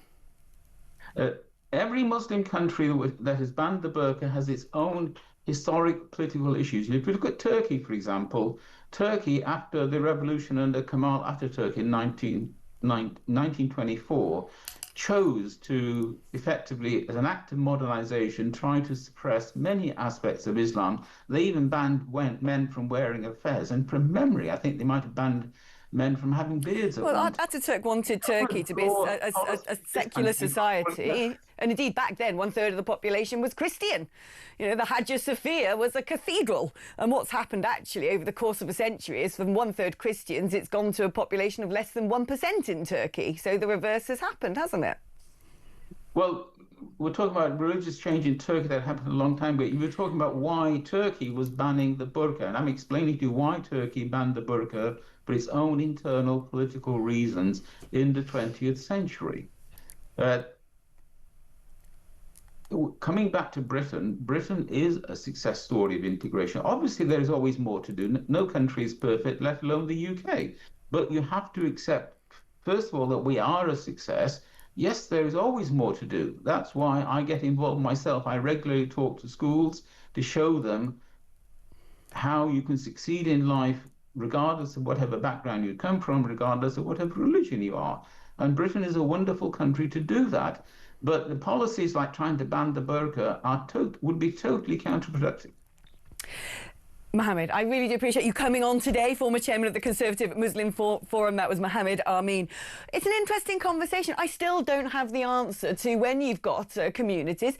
I don't care whether we're talking about, extreme pro-Khalistanis in the Sikh community, or the Hindutva in the Hindu community, or the Westboro Baptist Church among Christians, or, Islamists in the Muslim community. I don't care. But what do we do about extremism? How do we turn around and say to these people, absolutely not, you must integrate? For me, I actually do agree that when it comes to banning the burqa, if we did that, more people would end up wearing it. Yes, because they hate us. They wouldn't say, do you know what, actually, yeah, we're going to integrate with your country. If people then go, burqas are banned, therefore I'm going to wear one, that's two fingers up at the country in which they've come to live, isn't it? It's not actually on their side making an effort to say, right, I understand that, now I'm living here, I'm going to try to adapt.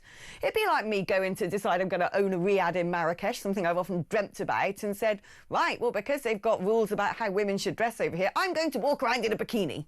I mean, I just think we've got to tackle this. There's never been, no one says what we do about integration. It's just like, well, we're a success story. Oh, I'm sorry, we're not all one human race. That's for the birds. If we were all one human race, you could all rub along nicely together. There would be no wars. There would be no genocides. There would be no conflicts. We would all just be of one religion and one language. We're not. We're tribal creatures. And until somebody has the courage to sit down and say, we need to sort this out once and for all, we are sleepwalking into conflict. And that is not to say people like Mohammed, wonderful, intelligent, hardworking, serving this country in politics, brilliant. Can't we just have loads of people like Mohammed Amin, former chairman of the Conservative Muslim Forum, in this country? Because he probably has more values in his little finger than some people who are born and brought up here as white native Brits. But the problem is, we're not dealing with the issue of the people who have come here who fundamentally hate Western values, live as economic units, don't learn the language, want to bring across everything from their own country, whether it be halal slaughter, whether it be FGM, whether it be the burka. These don't rub along with Western values, and we have a right to say these are the values of this nation. You subscribe to them, or you go to where those values that you uphold and clash with our own are the values of that particular country, and we'll let you get on with it. I've got no interest in going over to Saudi Arabia and telling them what to do. They want to do whatever they like, get on with it, fine. But I am very interested in what Britain tells its citizens it should do as a British citizen. And I don't think, personally, that there is any space for dressing a woman up so wind is never in her hair and sunlight's never on her skin, and if she shows even a centimetre of flesh, she should be punished and ashamed. That's not the country I want to live in. That's not the society that I was brought up in. Those aren't the values that I was taught at school. Those aren't the cultural mores that over 2,000 years have made this little island a great success story that has made us into the tolerant country that has for so long been able to manage a multicultural society to some degree or the other. And it is true that this stuff is under threat. It is true. You look at the changing demographics. You look at the statistics on honour killings. It is true that this is under threat. So there you go. Prevent, unproblematic. Come and get me. All right, going to take a short break now. After that, let me know what you think. 03444991000 is the number to call. You can send me a WhatsApp on that message as well, or leave me a voice note. 87222 is the number to text. Like the word talk before your message. We're on next at talkTV.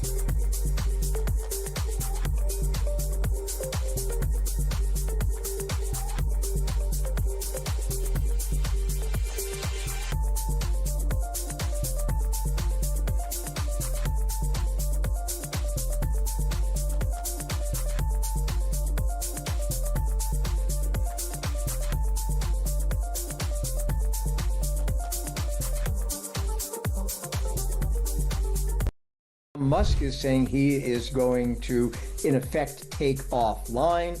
You've got Steve Bannon, who, as you know, is a big supporter of President Trump, who's suggesting that Trump take over SpaceX. I'm not quite sure what the authority would be to do that, but take over the company so that that doesn't happen. This is a total mess. Yeah. And as I said at the beginning, you know, in terms of a tabloid type story, a sensational type story, I don't think you can beat this one, can you? No, I don't think you can.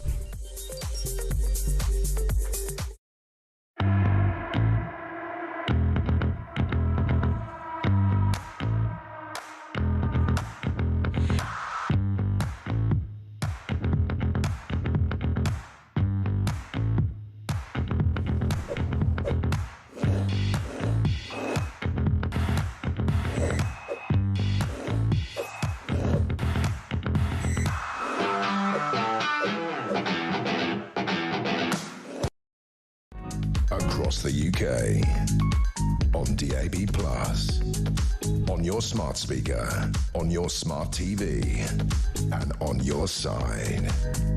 This is Talk. Hello, welcome back. Right, let's do all sorts of things. Calls, messages, voice notes. Where shall I begin? Let's do some messages first. Alex, so now being patriotic people should be referred to prevent as a possible future terrorist, yet Starmer is wanting the same patriotic people to fight the Russians to defend Ukraine. Regards, Tony Tucker from Barrow-in-Furness. Congratulations on your baptism, Alex. Welcome to the family of God.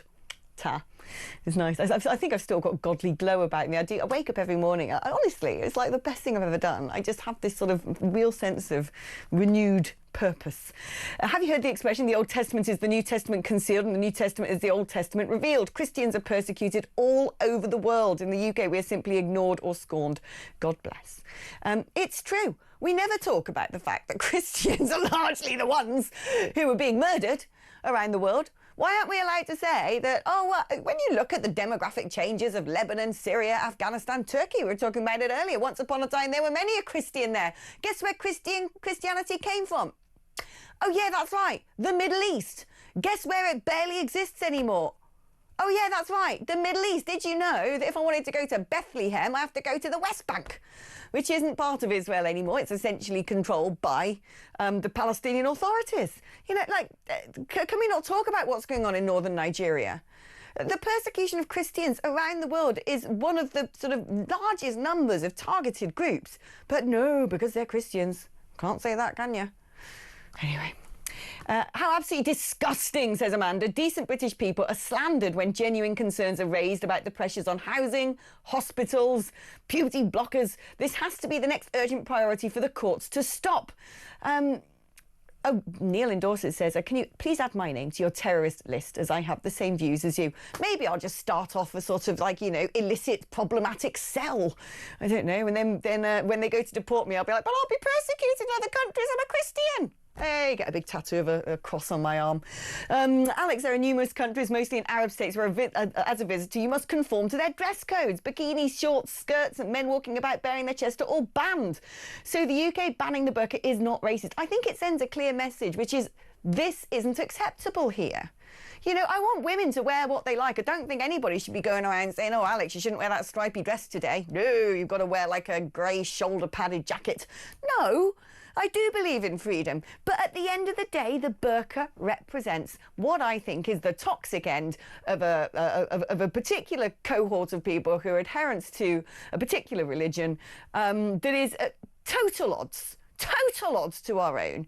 And you know, it's that old expression, if you give an inch, they take a mile. If you don't turn around and go, no burqas here, sorry. In fact, no call to prayer. Fine, have mosques, pray inside them, crack on, get on, I don't mind. But equally, you know, I would go as far as, when are we going to debate non-stunned slaughter? I thought we were a nation of animal lovers, right? So, but not when it comes to halal meat. Oh, right, oh yeah, sorry, that's right, that's fine. I mean, I'm afraid it's an awkward conversation. We've been browbeaten for so long that we're not allowed to have it, and yet we must. And yet we must. So it's time everybody grew a pair, and we had this out in the public square. Because if we don't, we're just going to keep sleepwalking ourselves into division and danger.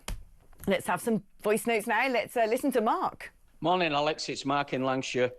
My take on the burqa ban discussion is nothing to do with the oppression of women, nothing to do with not liking the Islamic culture, nothing to do with racism, but it's everything to do with a two-tier approach to everything, where Muslims seem to be given lots of slack to do what they like in the name of their religion, where we're not allowed to do so.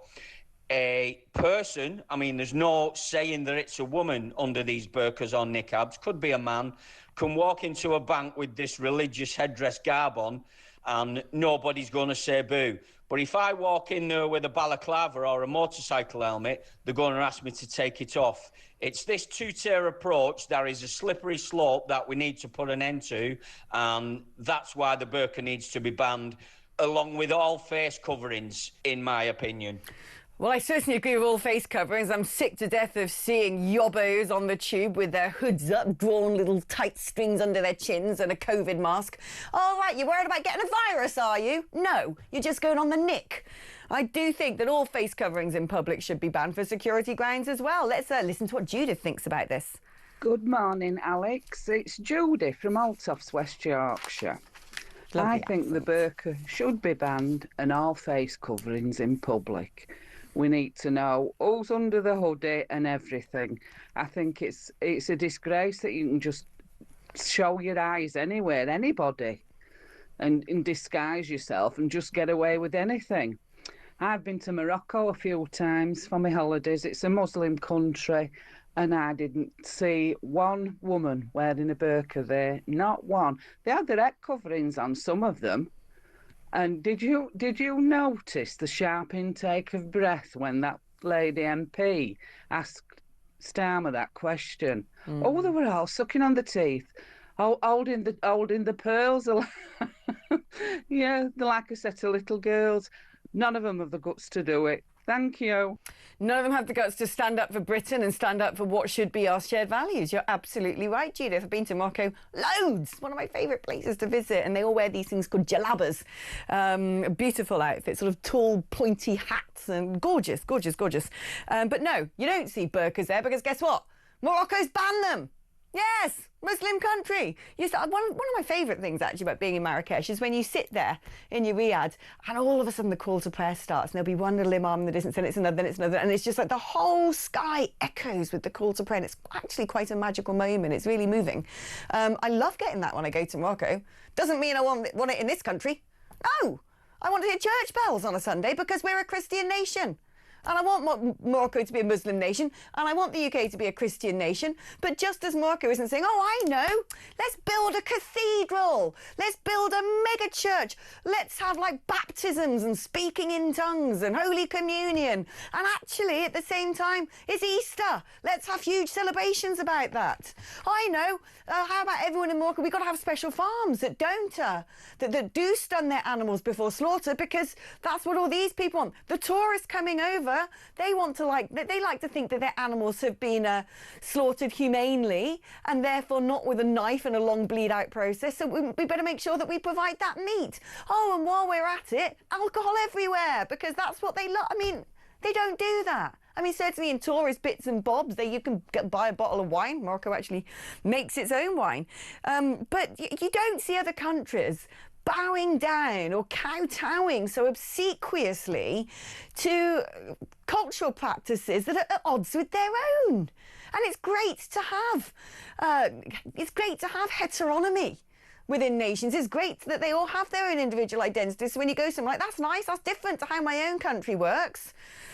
But, I'm afraid when it comes to cultures, not all cultures are made equal. We have our own culture, the British culture, built on Judeo-Christianity. And long may it last. That's not to say we have to be intolerant, but we should be intolerant of intolerance. And I'm afraid when it comes to the burqa, to me, that is what it represents. OK, we're going to take a short break now. When I come back, we're going to be speaking with Stephen Wolfe on, well, loads of things going on today. I've got a list as long as my arm of stuff I could quiz him about. And then we're going to go back to calls and messages after that. So keep them coming in. 03444 1000 is the number to dial. Standard network rate. 8722 for the text. Put talk before your message. WhatsApp is that long number as well. 03444 1000. I'm back after this.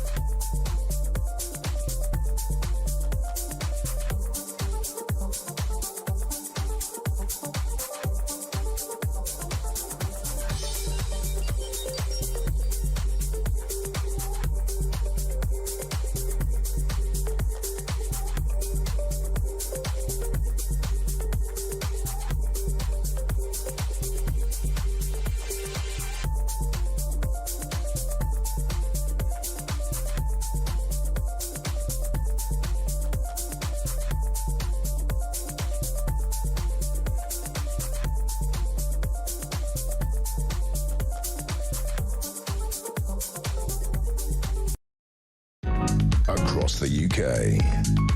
On DAB+, on your smart speaker, on your smart TV, and on your side. This is Talk.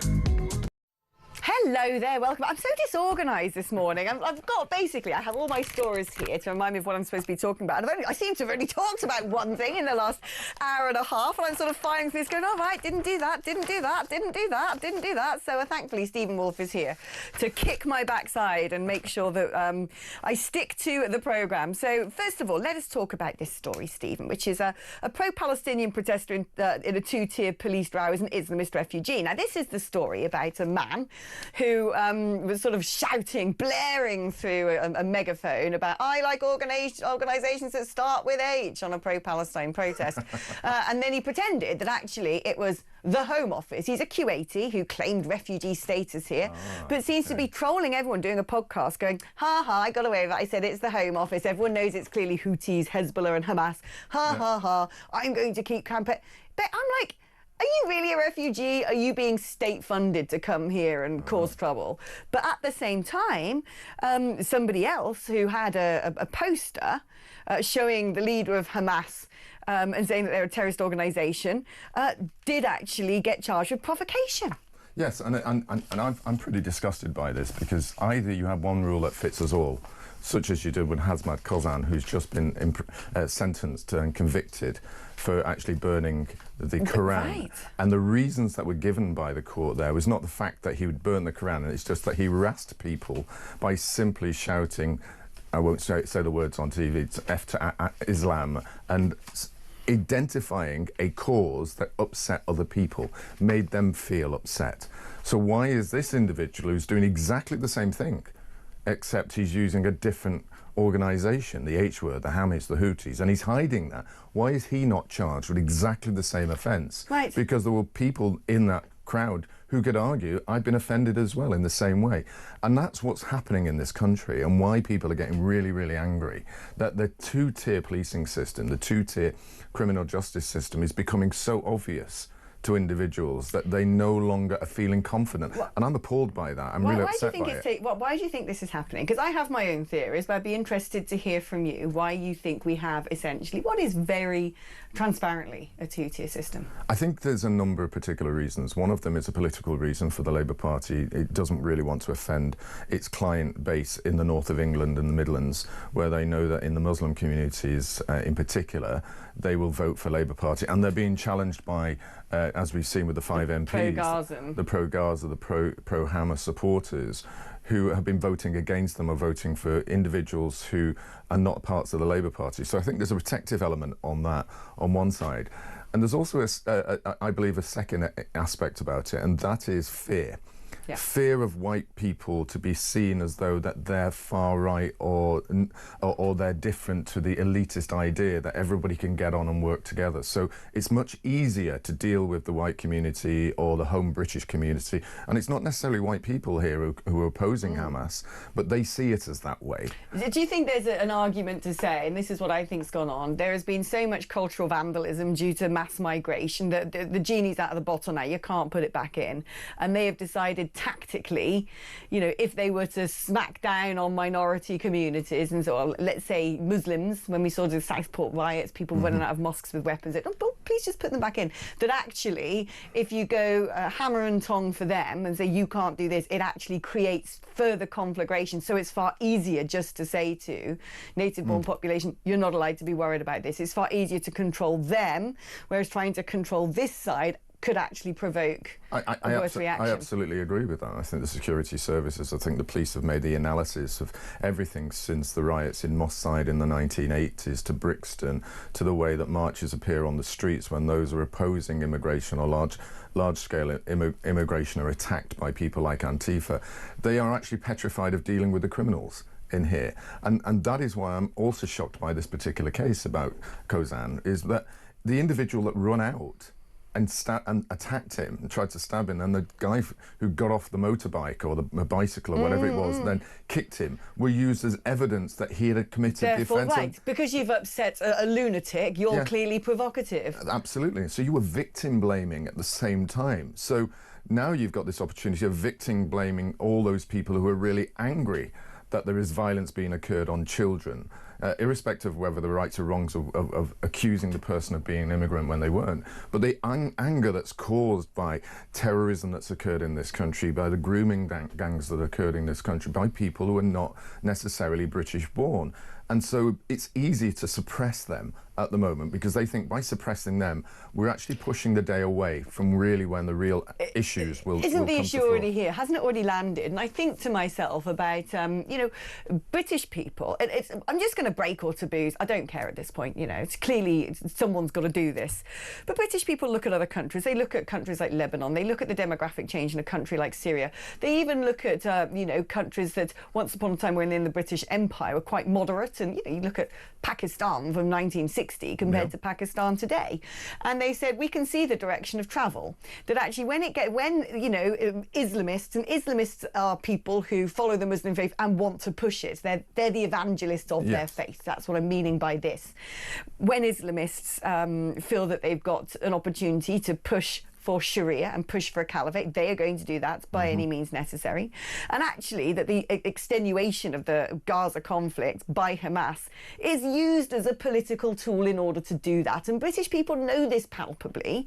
And they are looking at the situation and they are saying, OK, we got 5 pro-Gaza MPs now, and I don't think we can call them pro-Gaza MPs. They're just Muslim MPs for the Muslim community. That's it. This is sectarian. It's not about, you know, if everything was resolved in Gaza tomorrow, I don't think we're sitting going, well, fine, then we'll back the Labour Party again. I think that won't happen. That won't happen now. There's been a report in France that's from the French Security Service sort of detailed how foreign money and organisations are pushing for Islamism, whether it's by infiltrating NGOs, whether it's infiltrating politics, whether it's creating community leaders who go and tell the police this is how to deal with the Muslim community. It's all being cynically used to further their agenda, which is to make everywhere on earth live under Sharia law. I'm not saying all Muslims want everywhere on earth to live under Sharia law, although that is what the Quran would suggest that they should want. That's what all religions sort of should want for their own religion in many respects. But there is a concerted effort here, and the British people know it. Oh, I think we clearly know it, and I think we've been watching it for a while, and we've also been felt anger at our elites who also know it because they've got more of the evidence. They keep the evidence. They know about the evidence. They know about the funding organisations. They know the strategic element that Turkey has been trying to do, it expand its own Ottoman idea and ideology through Syria. That's why it backed those people it wanted to do so. And we know that there are Middle Eastern countries, some say it's Qatar, others say it's UAE. I'm not particularly certain which ones are funding the mosques here and helping grow them because they want to push the ideology. And we also are fully aware that there are very liberal Muslims in this country who've escaped that kind of tyranny from Iran and escaped the tyranny from Iraq and other countries, who've come here and seen Britain as a bastion of openness and friendliness and warmth, and now warning us about what's happening in this country too, because they see it from what they left. And that concern doesn't seem to raise its head in Parliament. Instead, everyone's a right-wing fascist, and someone's who's deeply concerned about this are seen as right-wing fascists. Instead, they should be challenging those individuals here who are committing the crimes, who are trying to push this ideology and trying to stop the changes in this country from the balanced nation that we are, and stop calling us all for being divisive. The division has been caused by others. We're observing it, we're pointing it out, and we're saying, please bring a stop to it. I must say, this concerns me a lot, especially as a woman, because if we just go, well, you know, does it matter if we become a more Muslim country? Does it matter, actually? It's women who are at stake here. It is women who are at stake, more so than men. In fact, I'm sure there's a lot of incel-minded young white British men who'd be quite attracted to joining Islam, the promise of the 72 virgins after they die, and being able to have a woman at home who is dutifully bound to serve her husband's every need. But the growth of Islam, to me, and especially a certain subset of Islam, unchecked, is a direct threat to women because it's an extremely patriarchal religion. When you get to certain levels of Islam, it's that women's testimony is worth one half of men. A woman's not allowed to do this. A woman's not allowed to dress like that. A woman's not allowed to work. A woman has to do X, Y, and Z to her husband, even if she's not in the mood. It is women aren't allowed education. When you start getting to those echelons, it is in direct conflict with women's rights and the safety of women. And I'm fed up, frankly, with the safety and integrity of women and girls in this country being thrown under the bus because we're too scared to stand up to elements of a foreign religion that want to destroy us, that actively hate us. It is a lunacy. It is a lunacy. I have a 12-year-old daughter. I'm worried about it. That's why you get campaigning. That's why you carry on doing exactly this. And if you look, the thing about politics is that you should also be looking at the history of where this has occurred. And you look at, for example, Iran. Iran was a pretty reasonably peaceable country. It was very well balanced. You see the images of nice 60s and 70s. Same with Lebanon. Across there, it was regarded as the kind of Paris or the Parisian element of that kind of coastline of the Middle East. And then you see countries like Pakistan, you see countries like Afghanistan, and even those countries that are regarded as enlightened, such as Saudi Arabia, Bahrain, Oman. The same sort of oppression of women is occurring there, unless, of course, you're part of the super elites in those countries, where you do have certain rights to be able to take off the burqa whilst you have a party in your own nice big palace. That sort of thing. But for the ordinary citizens, they are controlled. And yes, some would say, oh, look, we've got lovely, nice shopping malls in Dubai where they can all walk. But actually, is that the reality of life for all women in there? And I don't think that is. That's why there's such opposition to this from people who are in the Muslim communities too.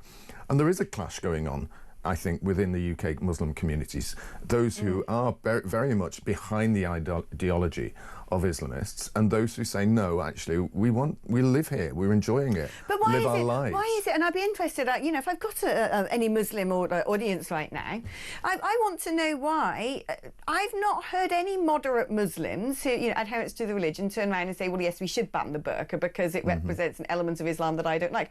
They all want to live and let live because they want to defend their own religion. Maybe that's understandable, but I don't. Every time I ask a question about how are we going to integrate, no one's got the blimmin' answer, because it takes, frankly, sort of bold and potentially quite obtrusive policies that's not in our nature. Yeah, and it's also fearful. The way that we've developed our country, in the beginning with the cancel culture, now where you see so many people like myself who can't get a job as a barrister anymore at the bar, you're banned from doing so because you're seen as too extreme over your views on immigration. Really? Where, yeah, you know, that's true. That's something that's happened to me, unfortunately. Wow. But it's not just me, it's happened to others that I know too. And in the legal profession, in banking, in teaching, we've seen people driven out just for showing pictures, you know, of Mohammed, that teacher is still hiding.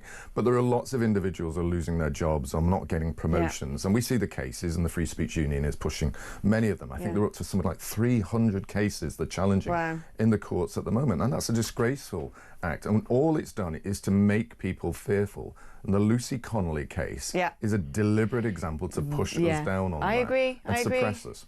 Right, we've got to take a short break now, but after the break, I'm going to keep Stephen here. And if you want to have a chat with both of us, 03444991000 is the number to dial. Back after this.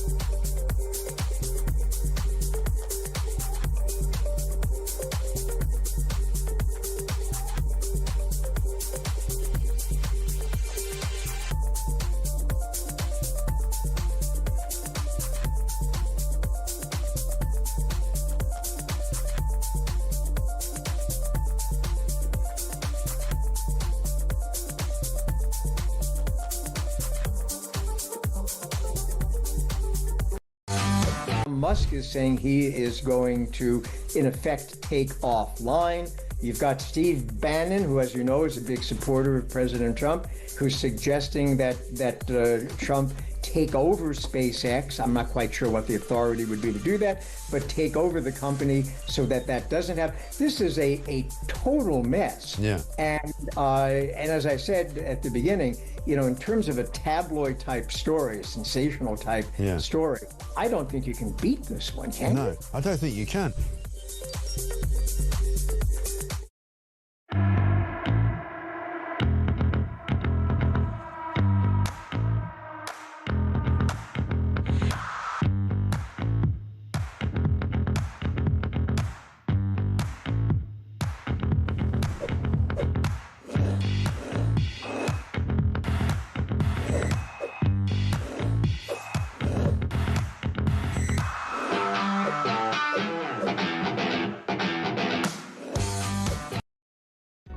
Across the UK, on DAB+, on your smart speaker, on your smart TV, and on your side.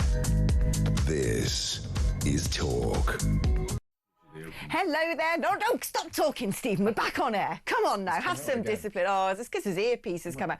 We're having tech issues today. It's because it's the weekend, isn't it? All right, let's speak to Jackie, who is in Oldham. Hello, Jackie. Hi, Alex. Hello. Hi, Stephen. Hi. I would like to ask about this prevent nonsense. Yes. I live in a very diverse area. With the Brexit referendum, I spoke to a lot of people that were ethnic minorities who, in our town, voted to leave the European Union. And a lot of them were fed up of mass migration coming in to the town. So are they going to be designated as terrorists? Right. I mean, Stephen, it's interesting. You know, you are a Brexiteer. You yourself are of. How would you put? What are you supposed to say diplomatically these days? Well, I remember when Gawain got into trouble for saying some sort of alternative. I can't remember what he said now, but he got into such trouble for trying to be polite and not using the right form of words. They're calling me kind of mixed race. I've got no sound at all now. So oh, blimey! Well, that's okay. You just waffle on, and I'll just waffle make signs at you.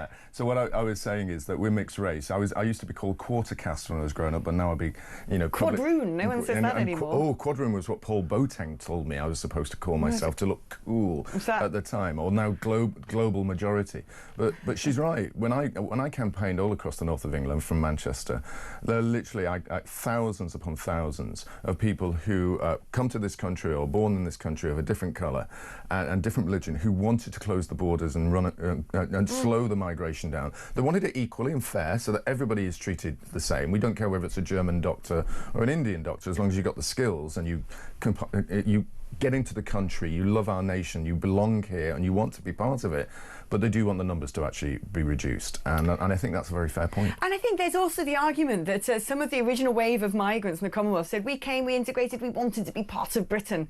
This new lot don't. Well, that's right. And I think it's very clear when you're seeing people come to this country who don't want to contribute, they want to get onto benefits, they'll stay there. And you saw that advert for Patrick Christie interview, when he's there in the camps. And I remember we went to camps in 2014 and 15. So they're still going. And why do you want to come to Britain? Because they'll give me a house. Yeah. They'll give me a house. They'll give me education. They'll pay for my health. Well, even the French constantly say, don't they, that we need to sort of stop making Britain a sort of El Dorado for migrants. Yeah. Now, you have done some important research lately. We haven't got long before we've got to go to our next bad break. So talk to me about, because one of the big stories today is the fact that migrants are getting into Britain by a new way, hiding in a car boot, getting on a ferry, then slashing the tarpaulin and getting onto an HGV in that manner. But you've actually collated data on the illegal entrance to the UK, not just by boats, but by all means. Yeah, so there are four categories. Small boats, as we know about, 172,000 since 2018. And then we've got them coming in by plane. coming in on the backs of lorries, and then the interesting one, found in the UK, as they call it, found in the UK. So you've been found in the UK, and out of that, there's another 100,000 since 2018. So another 100, because this is the thing. We don't talk about that as much. In many respects, the distraction technique of talking about the dinghies means we actually haven't got the full statistics on when it comes to the number of people who come here illegally. Absolutely, and I think over the next couple of days on the Centre for Migration, we're going to publish them with nice little colours and pictures so people can see where they come from. And what the Home Office call them, irregular migrants. I know, I hate all this softening of language. Rather than turning around and saying what they are, illegal. Yeah, no, exactly. I hate this dumbing down of language at the altar of political correctness. Stephen, it's been lovely having you here. I wish I could keep you for longer. Maybe I can do some negotiations with a producer and you and do just that. You never know. But Stephen Wolfe, ladies and gentlemen, in the flesh, it's a rarity. And I always like having a warm body in the studio to keep me company. OK, thank you for your company as well. We've still got one more hour to go. So put the kettle on, make a piece of toast, try not to burn it. And I'll be back after this. See you in just a moment.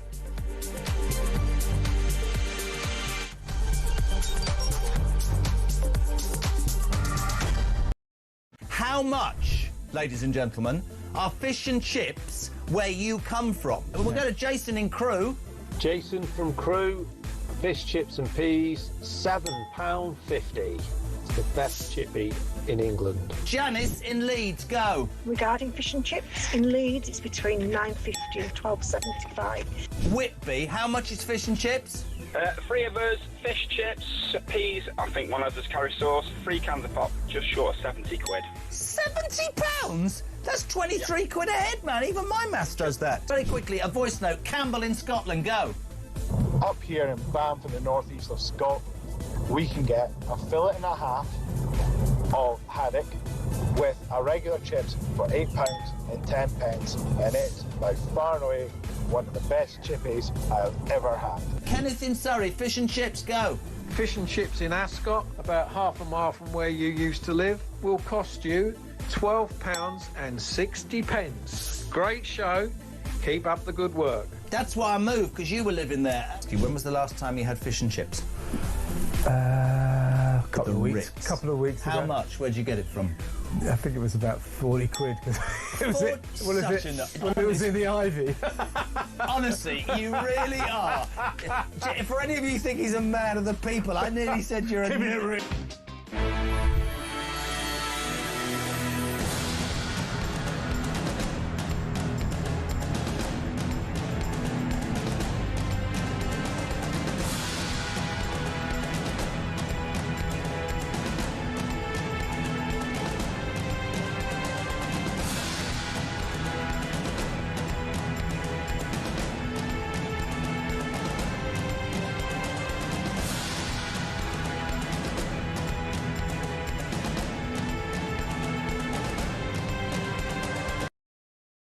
Across the UK, on DAB+, on your smart speaker, on your smart TV, and on your side. This is Talk.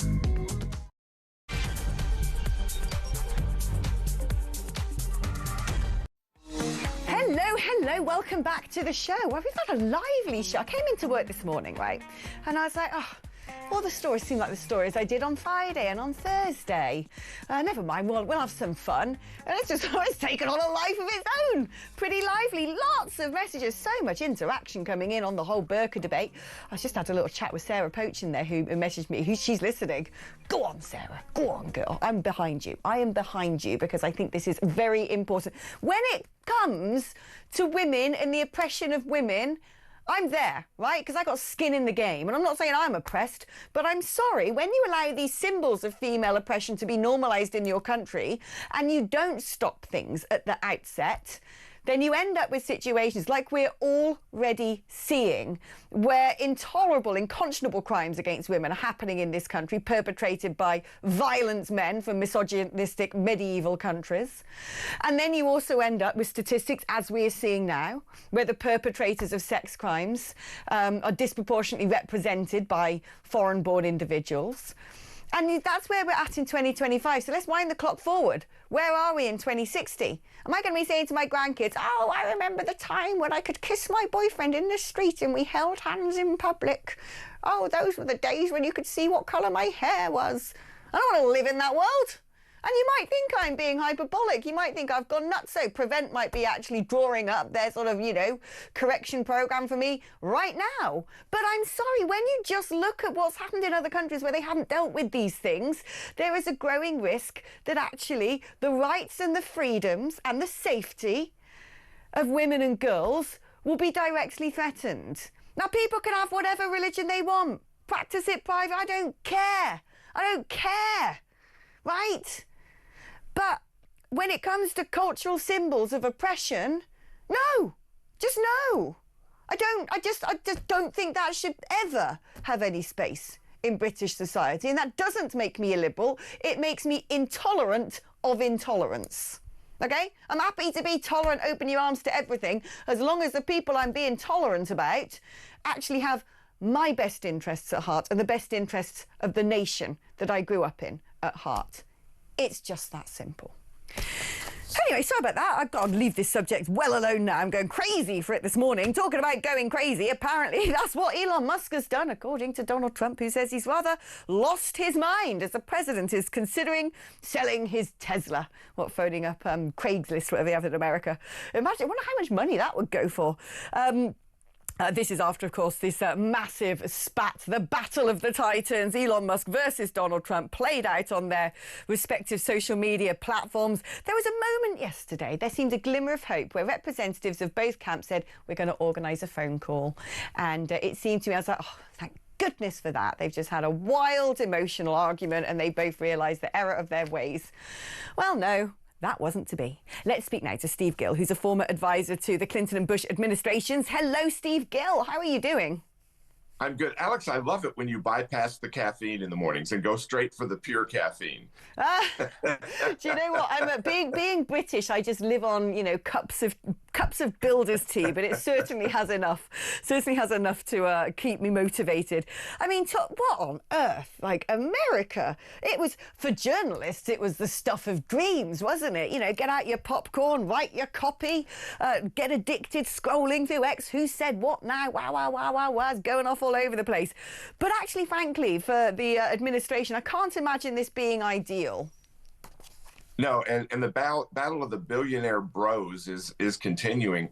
And interestingly, it's Trump that seems to be acting like the adult here as he keeps tamping it down, saying, look, I'm going to talk about the economy. We had good economic news this week, kind of following on your burka backlash, the ban on folks from certain countries that do tend to come from those countries promoting radical Islam is a part of both the threat, the anti-Semitism, but it also, deals with the culture that you're talking about. So Trump is talking about those things while it seems like Elon Musk keeps getting back to the personal attacks on Donald Trump.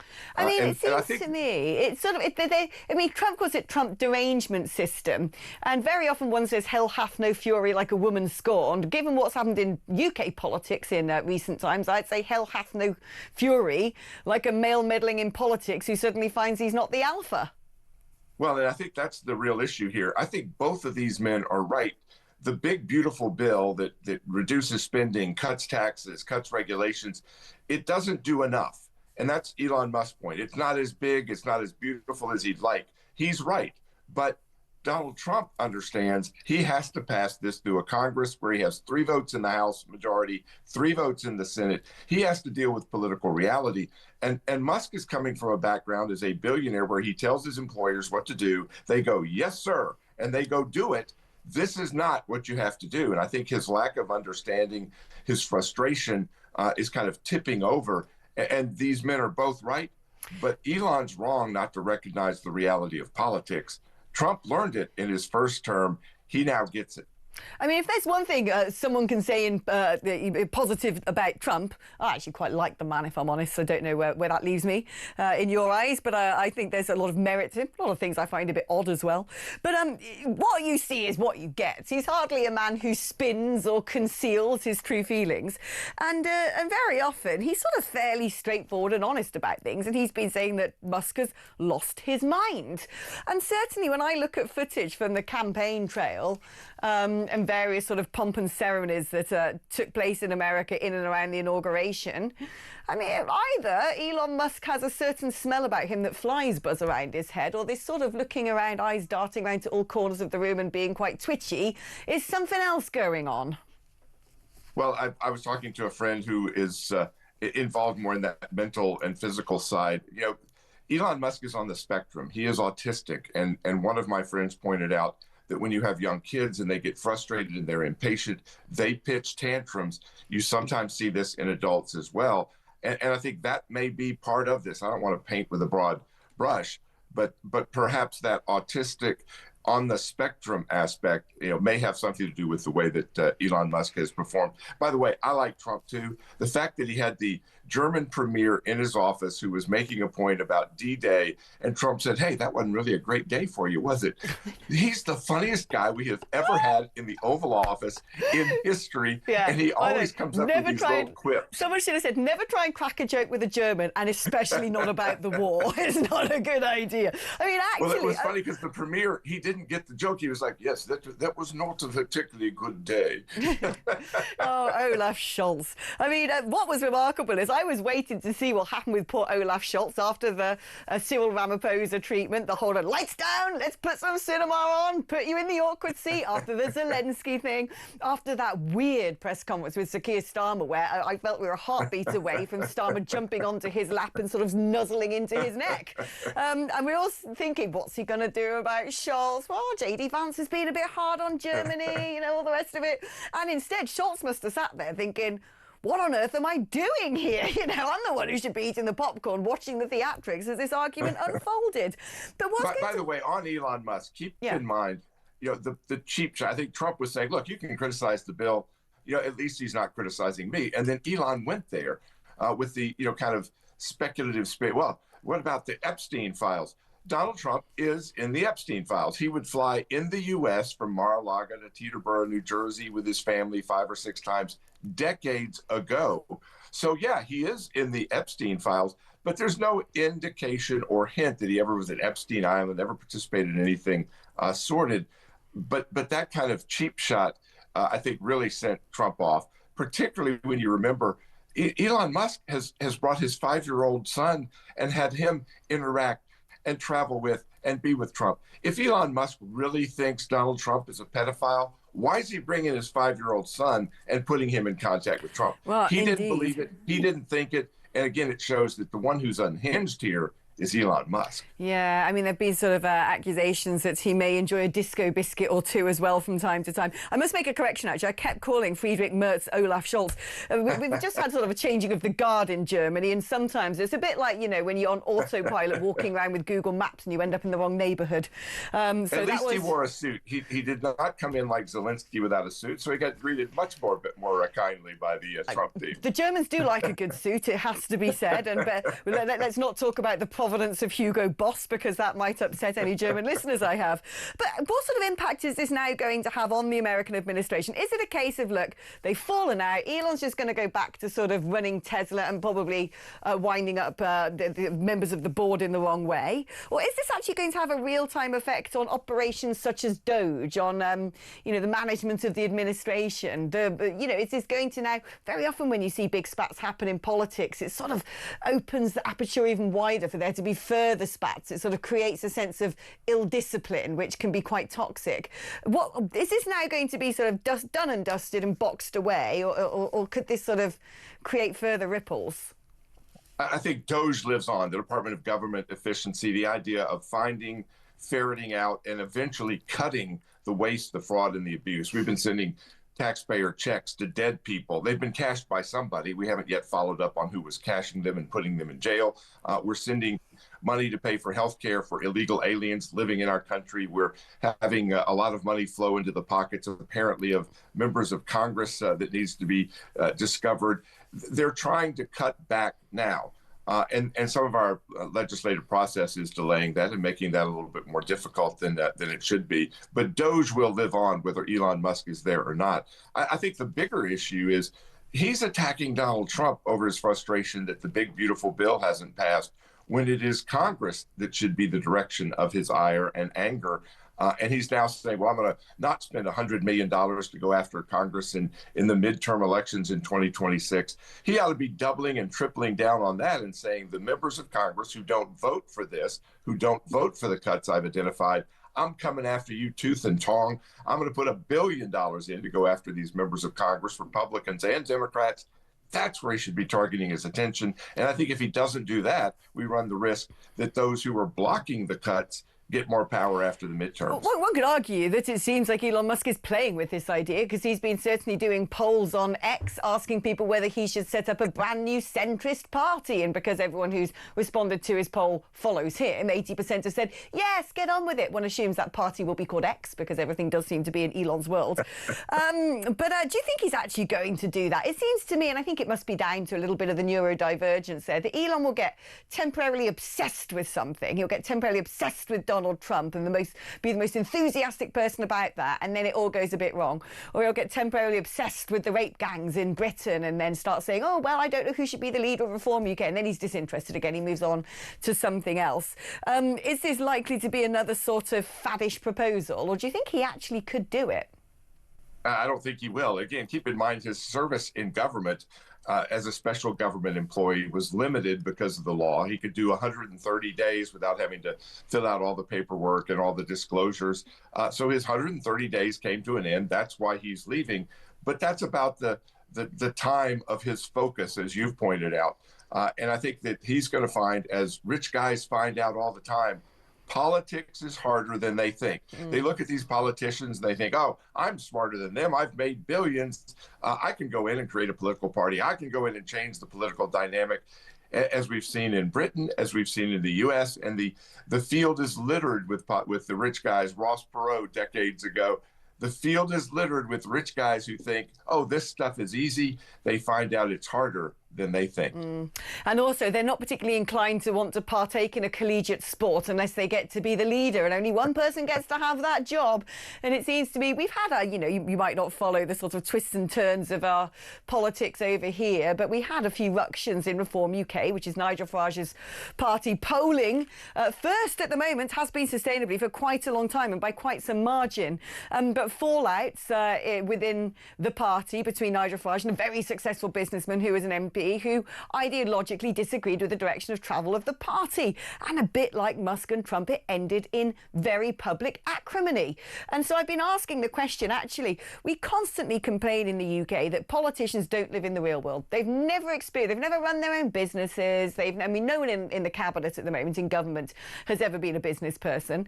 And normally these people are career politicians. They've worked for a politician, they become a local councillor, they stood in various seats, and then finally they get rewarded with a seat. But that process has sort of indoctrinated them into having party discipline and being a cog in a bigger machine. Whereas when you get somebody who has run a FTSE 100 company coming into politics, like you said, suddenly the real politics side, the fact that you've got to make consistently compromises and sacrifices in order just to get something to pass, doesn't really suit their mindset. Well, and when you have in Britain, the members of parliament have their small district they're focused on. They're not necessarily looking at the big picture because they have very small, all politics is local issues to deal with. We're seeing the same thing here. You've got a lot of conservatives in the House and the Senate who want these big cuts to pass. They want more. But then you've got some of these Republicans in House districts that are very tenuous, very close. They don't want to lose their jobs. And again, I don't think these rich guys come in and understand you can't just dictate to people. They're answering to their constituents. They're answering to their voters. And I think when you look at that polling that Musk is running, he's overlooking the fact that Make America Great Again supporters of Donald Trump are still overwhelmingly supporting Trump. He has made the Republican Party a MAGA party. I think the bigger challenge is, does that continue after Trump? Because he is a once in a millennia politician. Can he continue afterwards? Will J.D. Vance, will Marco Rubio, will Ron DeSantis, other figures in the U.S. take over? Nobody will be Trump, and Musk isn't going to be able to replace Trump in the mind of MAGA. No, I think you're right there. Before I let you go, Steve, my conversation all morning, you kind of picked up on my rant when you'd sort of, patched through to the studio there.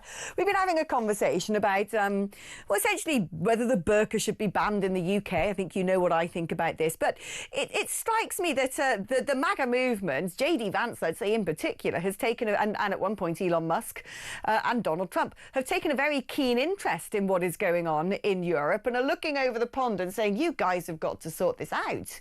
You're not standing up for Western cultural mores. In fact, you are... who was it, J.D. Vance, who said which is going to be the first Islamist country with a nuclear weapon? And he said the UK's already got one.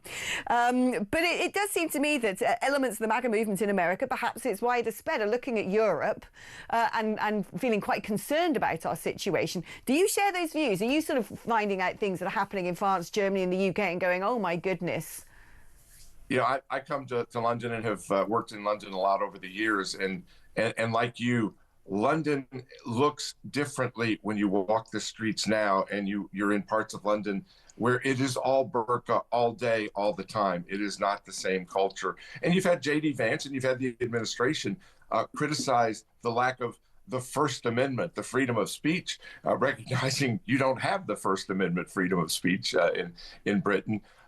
But they even made First Amendment freedom of speech issues part of the trade dispute with Britain, which was kind of interesting. But I do see things in Europe making a move. We just saw Poland move to a more populist conservative vote. We've seen Hungary. We've seen Italy. Mayomi is sounding more MAGA-ish from time to time. And even Trump, when he was talking to Merz, was saying, well, we could negotiate a trade deal here. And then he said, oh, wait, you're part of the EU. I got to deal with the whole pack. But if they start doing individual trade deals like we've been able to do with Britain because of Brexit, you could break up the EU pretty quickly because, again, like we were talking, members of Congress and their constituencies, I'm going to start looking out for my own. If EU countries say, we're going to strike our own trade deal because we're going to look out for what's best for us, I think you could see the EU break up, and we're seeing NATO have issues. Are countries going to be able to get to their 5% spent on military defense, or will it break their economies? So I think things in Britain, things in Europe are fragile right now, and chaos looms. Yeah, never forget, Steve, that if it's going to be done, Britain will do it first. And I want you Americans to remember that before Trump, we did Brexit. I see it as the first domino to fall in the fight back. Oh, Steve Gill, it's been wonderful talking to you this morning. Thanks, Thank you for getting up so early to be with us. OK, right, let's take an advert break now and let's open up the floor to you guys. It's time for your calls and your messages and your voice notes. 03444991000 is the number to dial if you want to have a chat with me. I'd love it if you did. 8722 is the number to text. Put talk before your message. You can WhatsApp me as well on 03444991000 or leave me a voice note on X. We are at talkTV and I'm going to be reading your messages and hopefully chatting to some of you after this.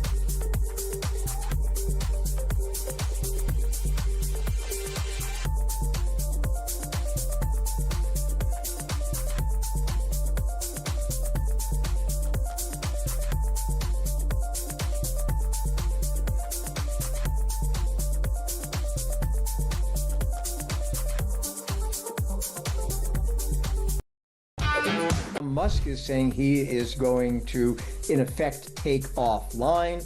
You've got Steve Bannon, who, as you know, is a big supporter of President Trump, who's suggesting that Trump take over SpaceX. I'm not quite sure what the authority would be to do that, but take over the company so that that doesn't happen. This is a total mess. Yeah. And as I said at the beginning, you know, in terms of a tabloid type story, sensational type story, I don't think you can beat this one, can you? No, I don't think you can. Across the UK, on DAB+, on your smart speaker, on your smart TV, and on your side. This is Talk. Hello. Do you know what? I often think that if we wanted to make an extra buck or two at this channel, we should have, well, it'd be quite perilous and it'd have to cost a lot of money, some sort of red button option where you can watch what goes on between the gallery and the studio. So they're all shaking their heads in the gallery. No! What goes on during the galleries and the studios during an advert break? I mean, like I said, it would have a high price tag and you'd have to sign some sort of NDA. But for instance, what keeps happening is there's an advert that's been playing that goes, Alex, hello, Alex. And I don't know what it is, but normally it's during the advert break that the gallery is saying, don't do this, and your guest does this, and na. And I'm saying, can I have a cup of tea? And every time the adverts come on, I've pressed my talk to control button and said, yeah, what? And the gallery's looked at me going, is she all right? And then next time I was like, what is it? And they go, and in my ear I can hear, hello, Alex. I'm like, yeah, what is it? And they've been looking at me thinking I've been losing my marbles. It's that blimmin' advert. Anyway, apparently it's not going to play again. Thank goodness, because it was like Pavlov's dog. I was beginning to lose my blimmin' marbles. Oh, anyway, let's speak to some of you guys now. Hello, Andrew. Hello there, Alex. Good afternoon. Hello. How are you? I'm pretty good.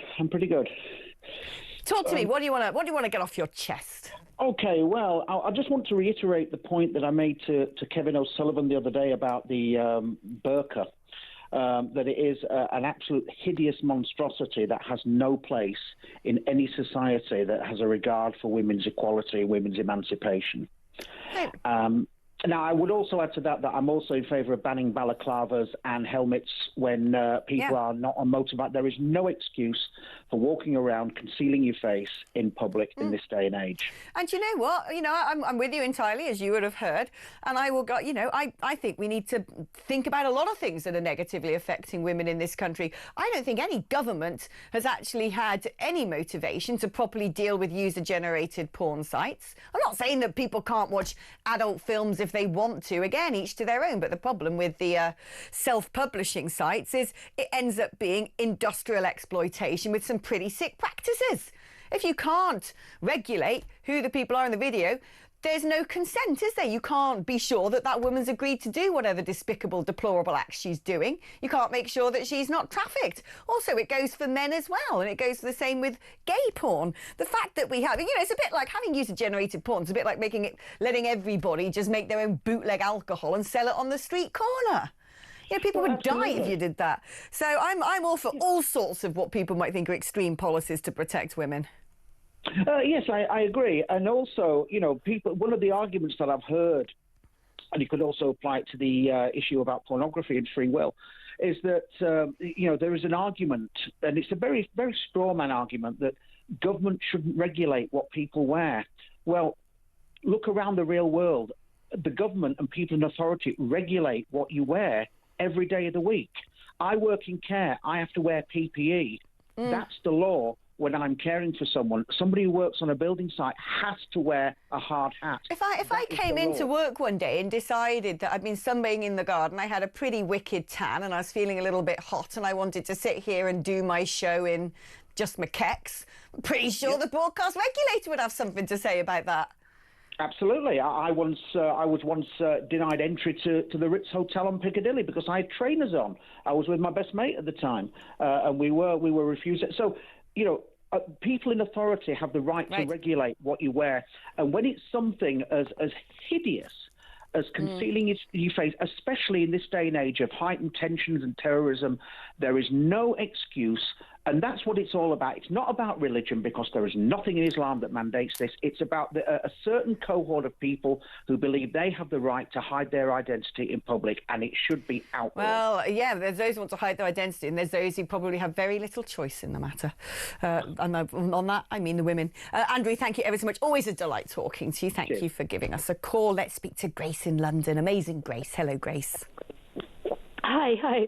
I'm not amazing, but thank you anyway. I mean, what is amazing, and I'm sure you'll know about this since you mentioned that you've recently been baptised. Congratulations. Thank you.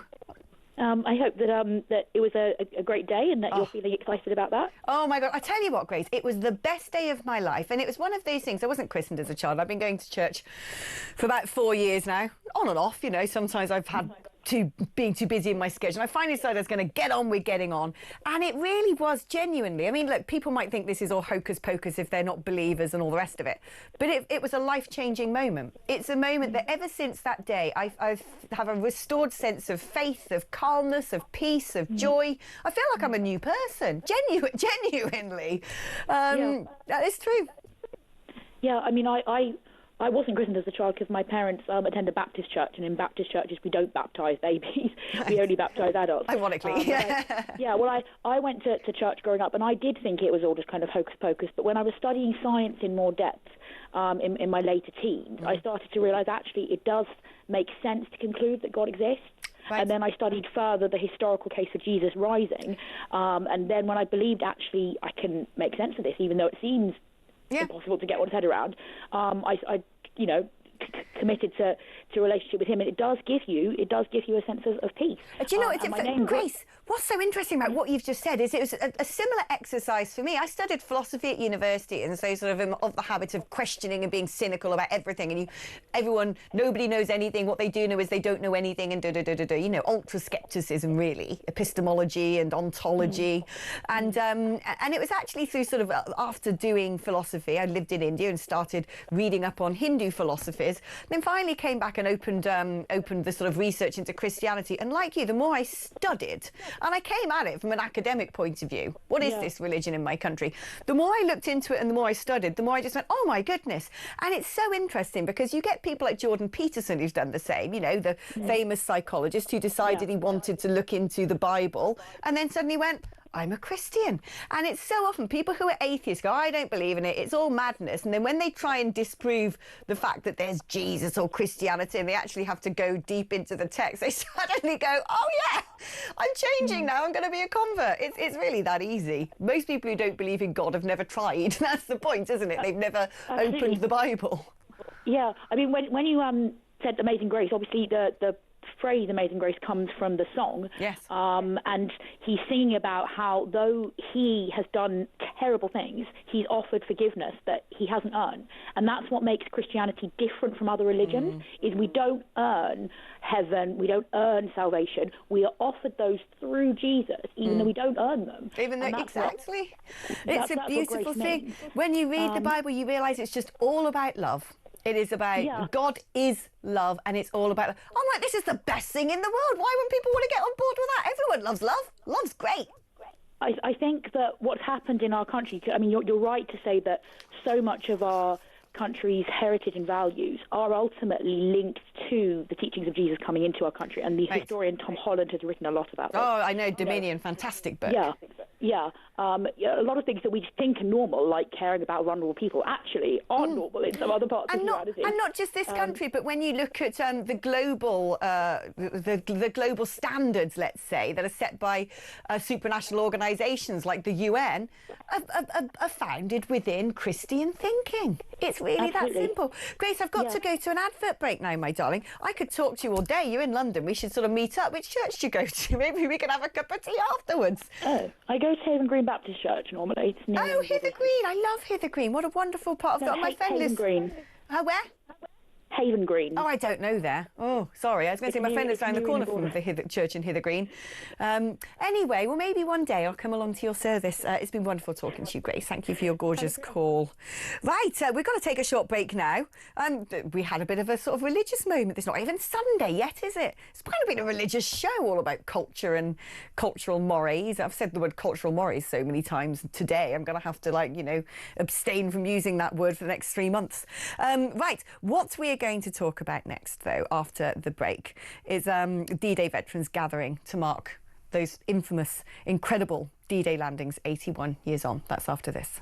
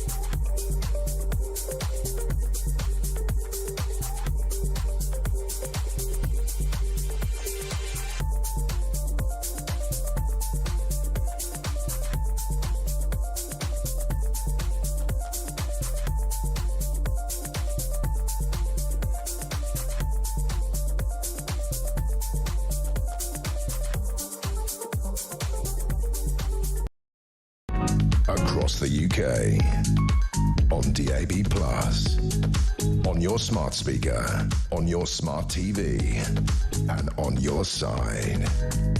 This is Talk. Hello, welcome back. We're all doing, during the advert break, the Times Saturday quiz, and Jodie just managed to throw an answer in at the last minute before he came back, as I was looking down, scribbling on my piece of paper. When the show ends in 25 minutes, we'll be calculating our scores. Right, let's talk now to Sir Gerald Howarth, former Conservative Defence Minister. Welcome to the show, Sir Gerald. Now, first of all, a very poignant ceremony yesterday.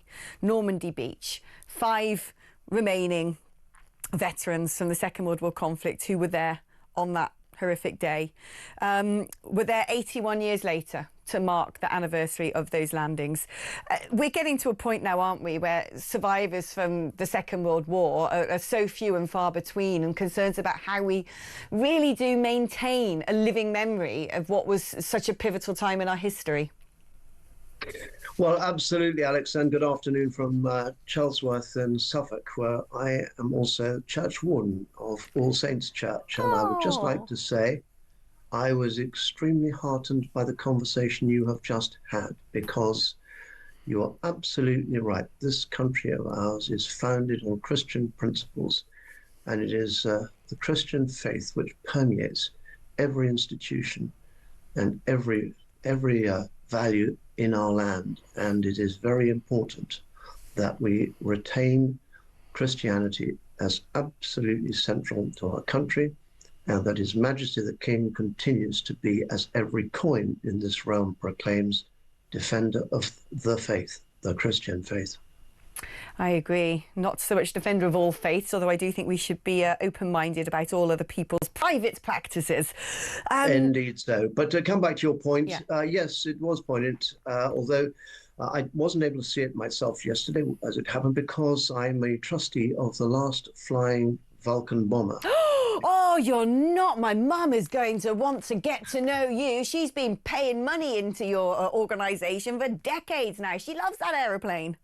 Well, you must thank your mum from me and my fellow trustees, because without her and all those thousands of other people who have contributed to maintaining that amazing, glorious aeroplane, we would not be able to do so. It is currently sitting on the runway at Doncaster, where we are very much hoping to be able to create an exciting Vulcan experience within a brand new hangar, so we can inspire our young people and honour the past. Will we ever hear the howl of those Rolls-Royce engines again, though? Alex, you know your stuff. I do. I know my military aircraft.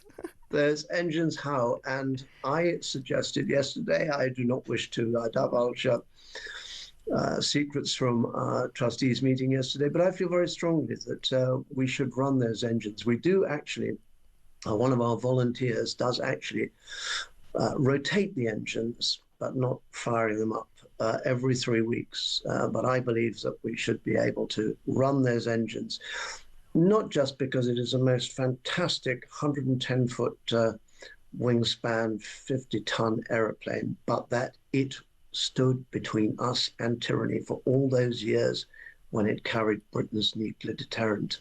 So we need to honour it and remind ourselves of all those who in the Cold War kept the peace.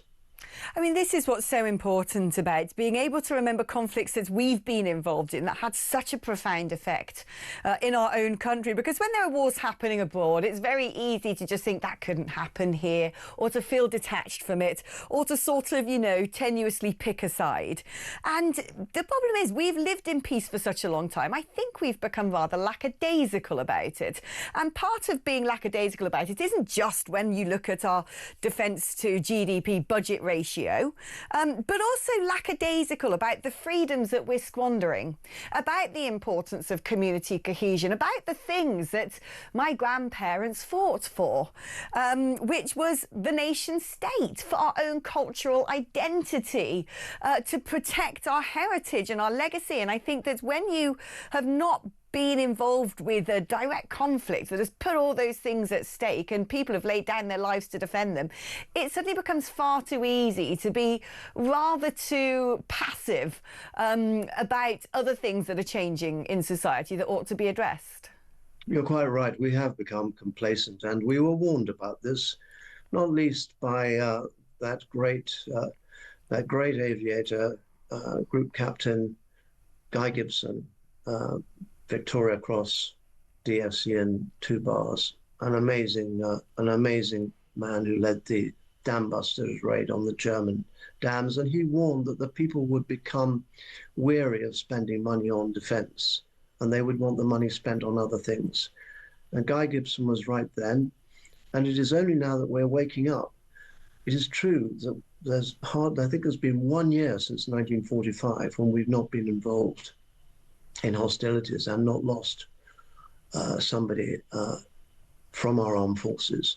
And we have been engaged in battles in Iraq and Afghanistan. I've been to both places a number of times during and after the conflicts. And but those have not really impacted upon us. But my message, Alex, to everybody watching this program, I've been to Ukraine twice in the last 4 weeks.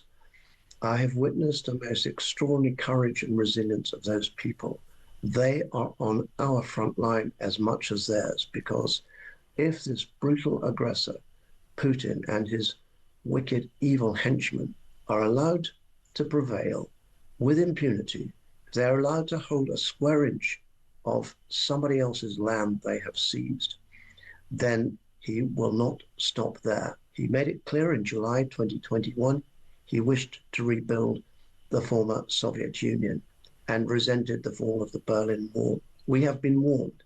So my message is to everybody, please support this government, the government of our country today, in their determination, I should say perhaps in their ambition to restore Britain's fighting forces to the level necessary to deter Russia from seeking to further its aggression across our continent. Gerald, thank you ever so much. I want to bring in Elliot Wilson, who's a writer and former House of Commons clerk, but also the contributing editor to Defence on the Brink. Let's talk about the spending when it comes to on defence. There's been a sort of acquiescence from the government that we've got to get to the 3%. It was going to linger around 2.5. But then Mark Rutte, the new Sec Gen of NATO, saying it's got to be 5%. And yet we spend more on servicing interest on our national debt than we do on defence. And potentially, if we were going to hit that NATO target, it would be costing us £30 billion worth of tax rises.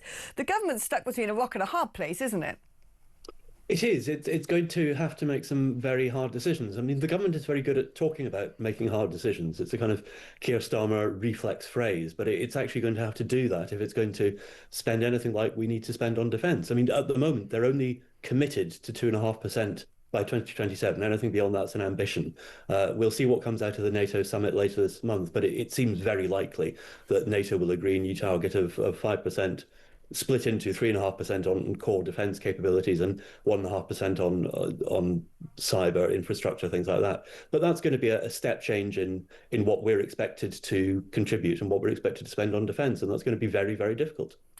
But how vital is this? Because you were just speaking to Sir Gerald Howarth there about there being a complacency because we haven't been directly threatened on our own shores. I mean, putting aside things such as the Falklands conflict, which is British territory, of course. But we haven't been directly threatened on our own shores for so long that people sort of have this feeling that, well, it's not going to happen. We've got to focus on other priorities and so on and so forth.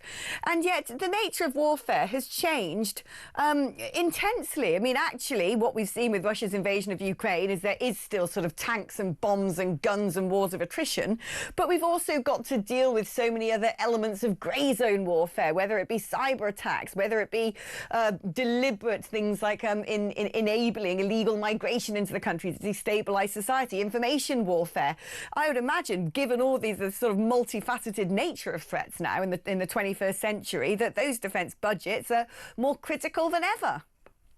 More critical, and I think also more difficult to pin down in a traditional sense, because you're right in, we're not facing an existential threat in the sense of Russian tanks rolling down Piccadilly. That's not a likelihood, but we are facing a very serious threat, and a threat that's already here, of election interference, of sabotage, of assassination attempts on British soil. I mean, Sergei Skripal was supposed to die in Britain at the hands of Putin's agents. That was the plan on behalf of the Kremlin. So the gloves are pretty much off as far as Russia is concerned. And so there is this bifurcation. We've seen traditional military force on force become very much a niche thing. Once national service was abolished in 1960, you saw the army and the armed forces in general becoming a more specialised thing that a smaller and smaller group of people did.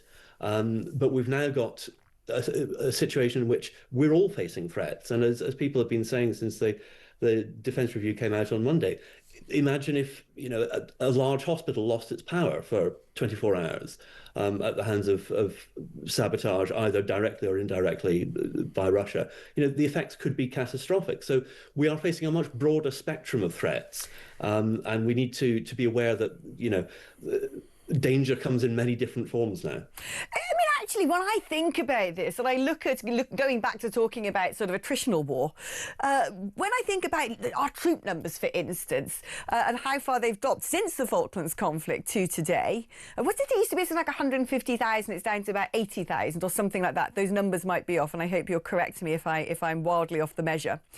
But I look at investing in defence as a way to actually create jobs, to bring back community, to actually all the other things I've been talking about in today's show, this idea of cultural glue. There are so many disaffecting young men in working class communities since mines have shut down, since there's been a deindustrialisation, especially in the north, since they've had the importation of foreign workers who are prepared to do the job for much less money, that you've got a whole batch of young men out there who might really prosper with a life in the military. And similarly, when you look at the number of kids going around right now on bicycles with knives and hoodies goodies, wanting to be members of a gang, if we could get to those people earlier and attract them to a life in the military, it might do them the world of good as well. So actually investing in defence, not only does it give you diplomatic leverage internationally because you can sell weaponry and so on and so forth onto other countries and show them expertise and therefore create these bonds with far-flung nations, but it also can have a potentially very positive social impact as well. I think that's a possible side effect, certainly. I mean, I think we shouldn't run that as the kind of driving force of what we need. I mean, the problem, as you say, is to an extent one of numbers. You know, the army is now just under about 75,000 personnel, which is the lowest it's been since about 1799. You know, it's absolutely tiny now, and it's teetering, I think, on the verge of not being capable of presenting the kind of force that we're going to need. You can talk about, you know, the review talks about becoming 10 times more lethal and all that kind of stuff, but mass has a quality of its own. You need boots on the ground at times.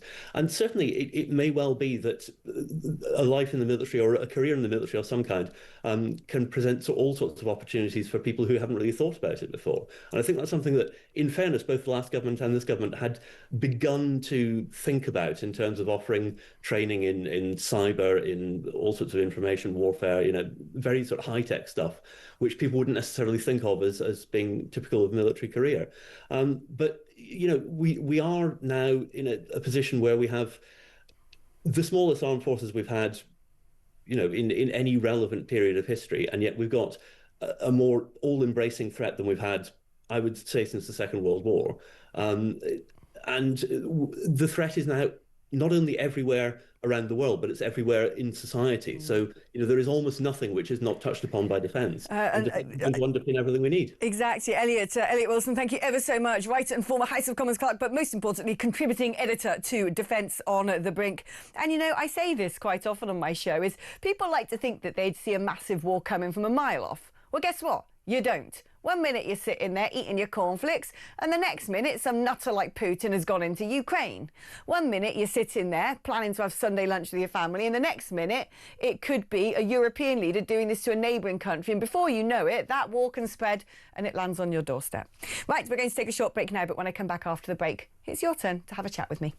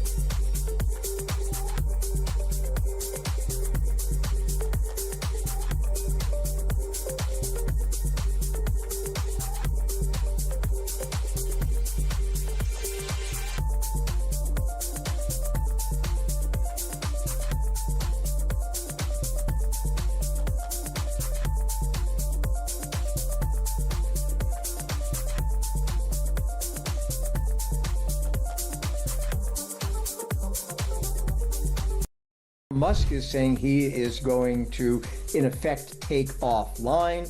You've got Steve Bannon, who, as you know, is a big supporter of President Trump, who's suggesting that Trump take over SpaceX. I'm not quite sure what the authority would be to do that, but take over the company so that that doesn't happen. This is a total mess. Yeah. And as I said at the beginning, you know, in terms of a tabloid type story, sensational type story, I don't think you can beat this one, can you? No, I don't think you can.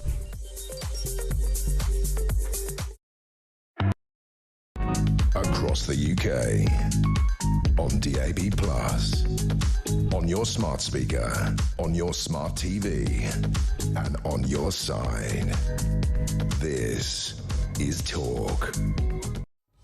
Hello, I've got a confession to make, which is I thought that we were finishing at the normal time today because that's what I'm used to on a Friday, and alas, we're not. So I said I was going to take your calls, but apparently I get to finish work 5 minutes early because we go over to simulcast with our wonderful colleagues next door at TalkSport. So we are going to be switching over to our neighbours. Hugh Wozencroft is going to be there with coverage of today's sporting action, live commentary of the Epsom Derby, Leicester Tigers versus Sale Sharks, all of that on TalkSport 2. I'll be back, same time, same place tomorrow. I'll see you then.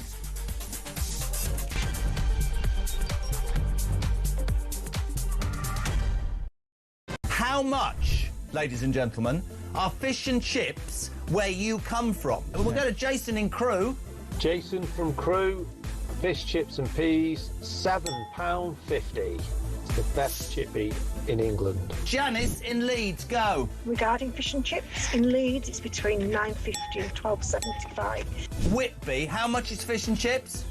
3 of us, fish chips, peas, I think one of us carry sauce, 3 cans of pop, just short of 70 quid. £70? That's 23 quid a head, man. Even my maths does that. Very quickly, a voice note. Campbell in Scotland, go. Up here in Banff in the northeast of Scotland, we can get a fillet and a half of haddock with a regular chips for £8 and 10 pence, and it's by far and away one of the best chippies I've ever had. Kenneth in Surrey, fish and chips, go. Fish and chips in Ascot, about half a mile from where you used to live, will cost you £12.60. Great show. Keep up the good work. That's why I moved, because you were living there. When was the last time you had fish and chips? A couple of weeks ago. How much? Where'd you get it from? I think it was about 40 quid. It was in the Ivy. Honestly, you really are. For any of you who think he's a man of the people, I nearly said you're a... Give me a ring.